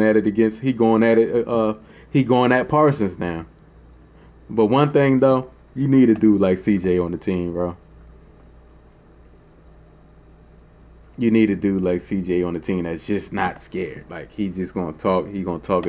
That's the same dude that picked off Tom Brady and was in his face, got in his face and all that type of stuff. Like you, like who is it? Tom Brady probably looking like, who is this chump getting there? You know, he know who I am? CJ don't be caring about that. Yeah, like they gotta trade Bradbury, man. Like, but teams know that. The team's not stupid. Teams not gonna give up capital, right? Teams not gonna give up capital if they feel like the Eagles is gonna cut them. So they was just like how we did when we got Bradbury. It was the same situation with the Giants. The Giants cut him after June 1st. The Giants cut him, I believe, and then the Eagles picked him up late in the summertime after the draft, and he had a all pro year. You know what I mean? Like, but teams always wait till veterans get cut. So the same thing with the Eagles. The Eagles can pick up some veteran linebackers or some linebackers that might get cut. Just, like the Eagles always looking to make to sign people.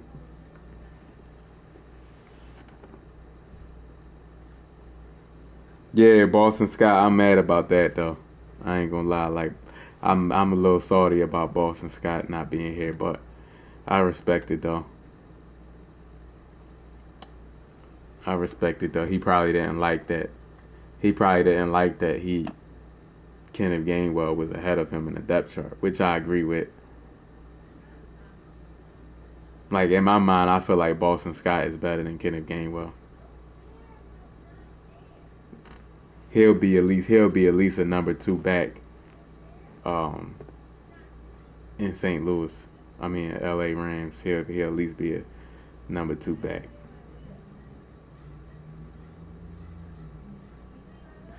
All right, y'all. I'm about to get up off here, man. It's good to talk football with y'all. We'll see, though. We'll see. I know Howie Roseman on the phones right now as we speak, trying to see if somebody want to trade for Bradbury. But I appreciate y'all, man, for rocking with me, talking sports with me. We'll see, man. We'll see. Tyrese Maxey, 46 last night. Went crazy.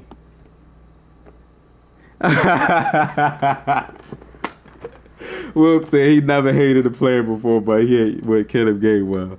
Oh my God, Kenneth Gainwell will fumble the ball at the wrong time, and then he'll look stupid.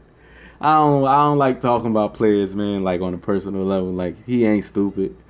You know what I mean? But man, like, he was one of the more frustrated. Like, the hole will be right there, wide open, and he'll go run this way.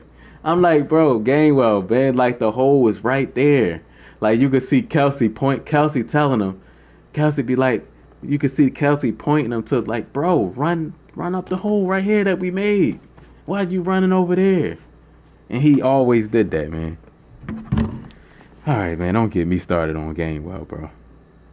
Don't get me started on Gainwell. Hopefully he not on the team, man. But people was getting mad at me when I said Gainwell. I said Gainwell shouldn't be on the field. They like, man, Gainwell a starter. Somebody came in here talking about Gainwell was a Pro Bowl back. I'm like, man, y'all crazy. The Eagles fans, man, they just hype up any player, bro. But y'all be good, man. Y'all be safe, man. Hey, Wills, man, good hearing from you, bro. Hope everything good with you, man. I appreciate you stopping by the stream, man. This is when it get good, man. We got OTAs about to start, training camp start in a couple months, so yes, sir. But y'all be good, man, and I'll talk to y'all tomorrow. I'll be back on tomorrow.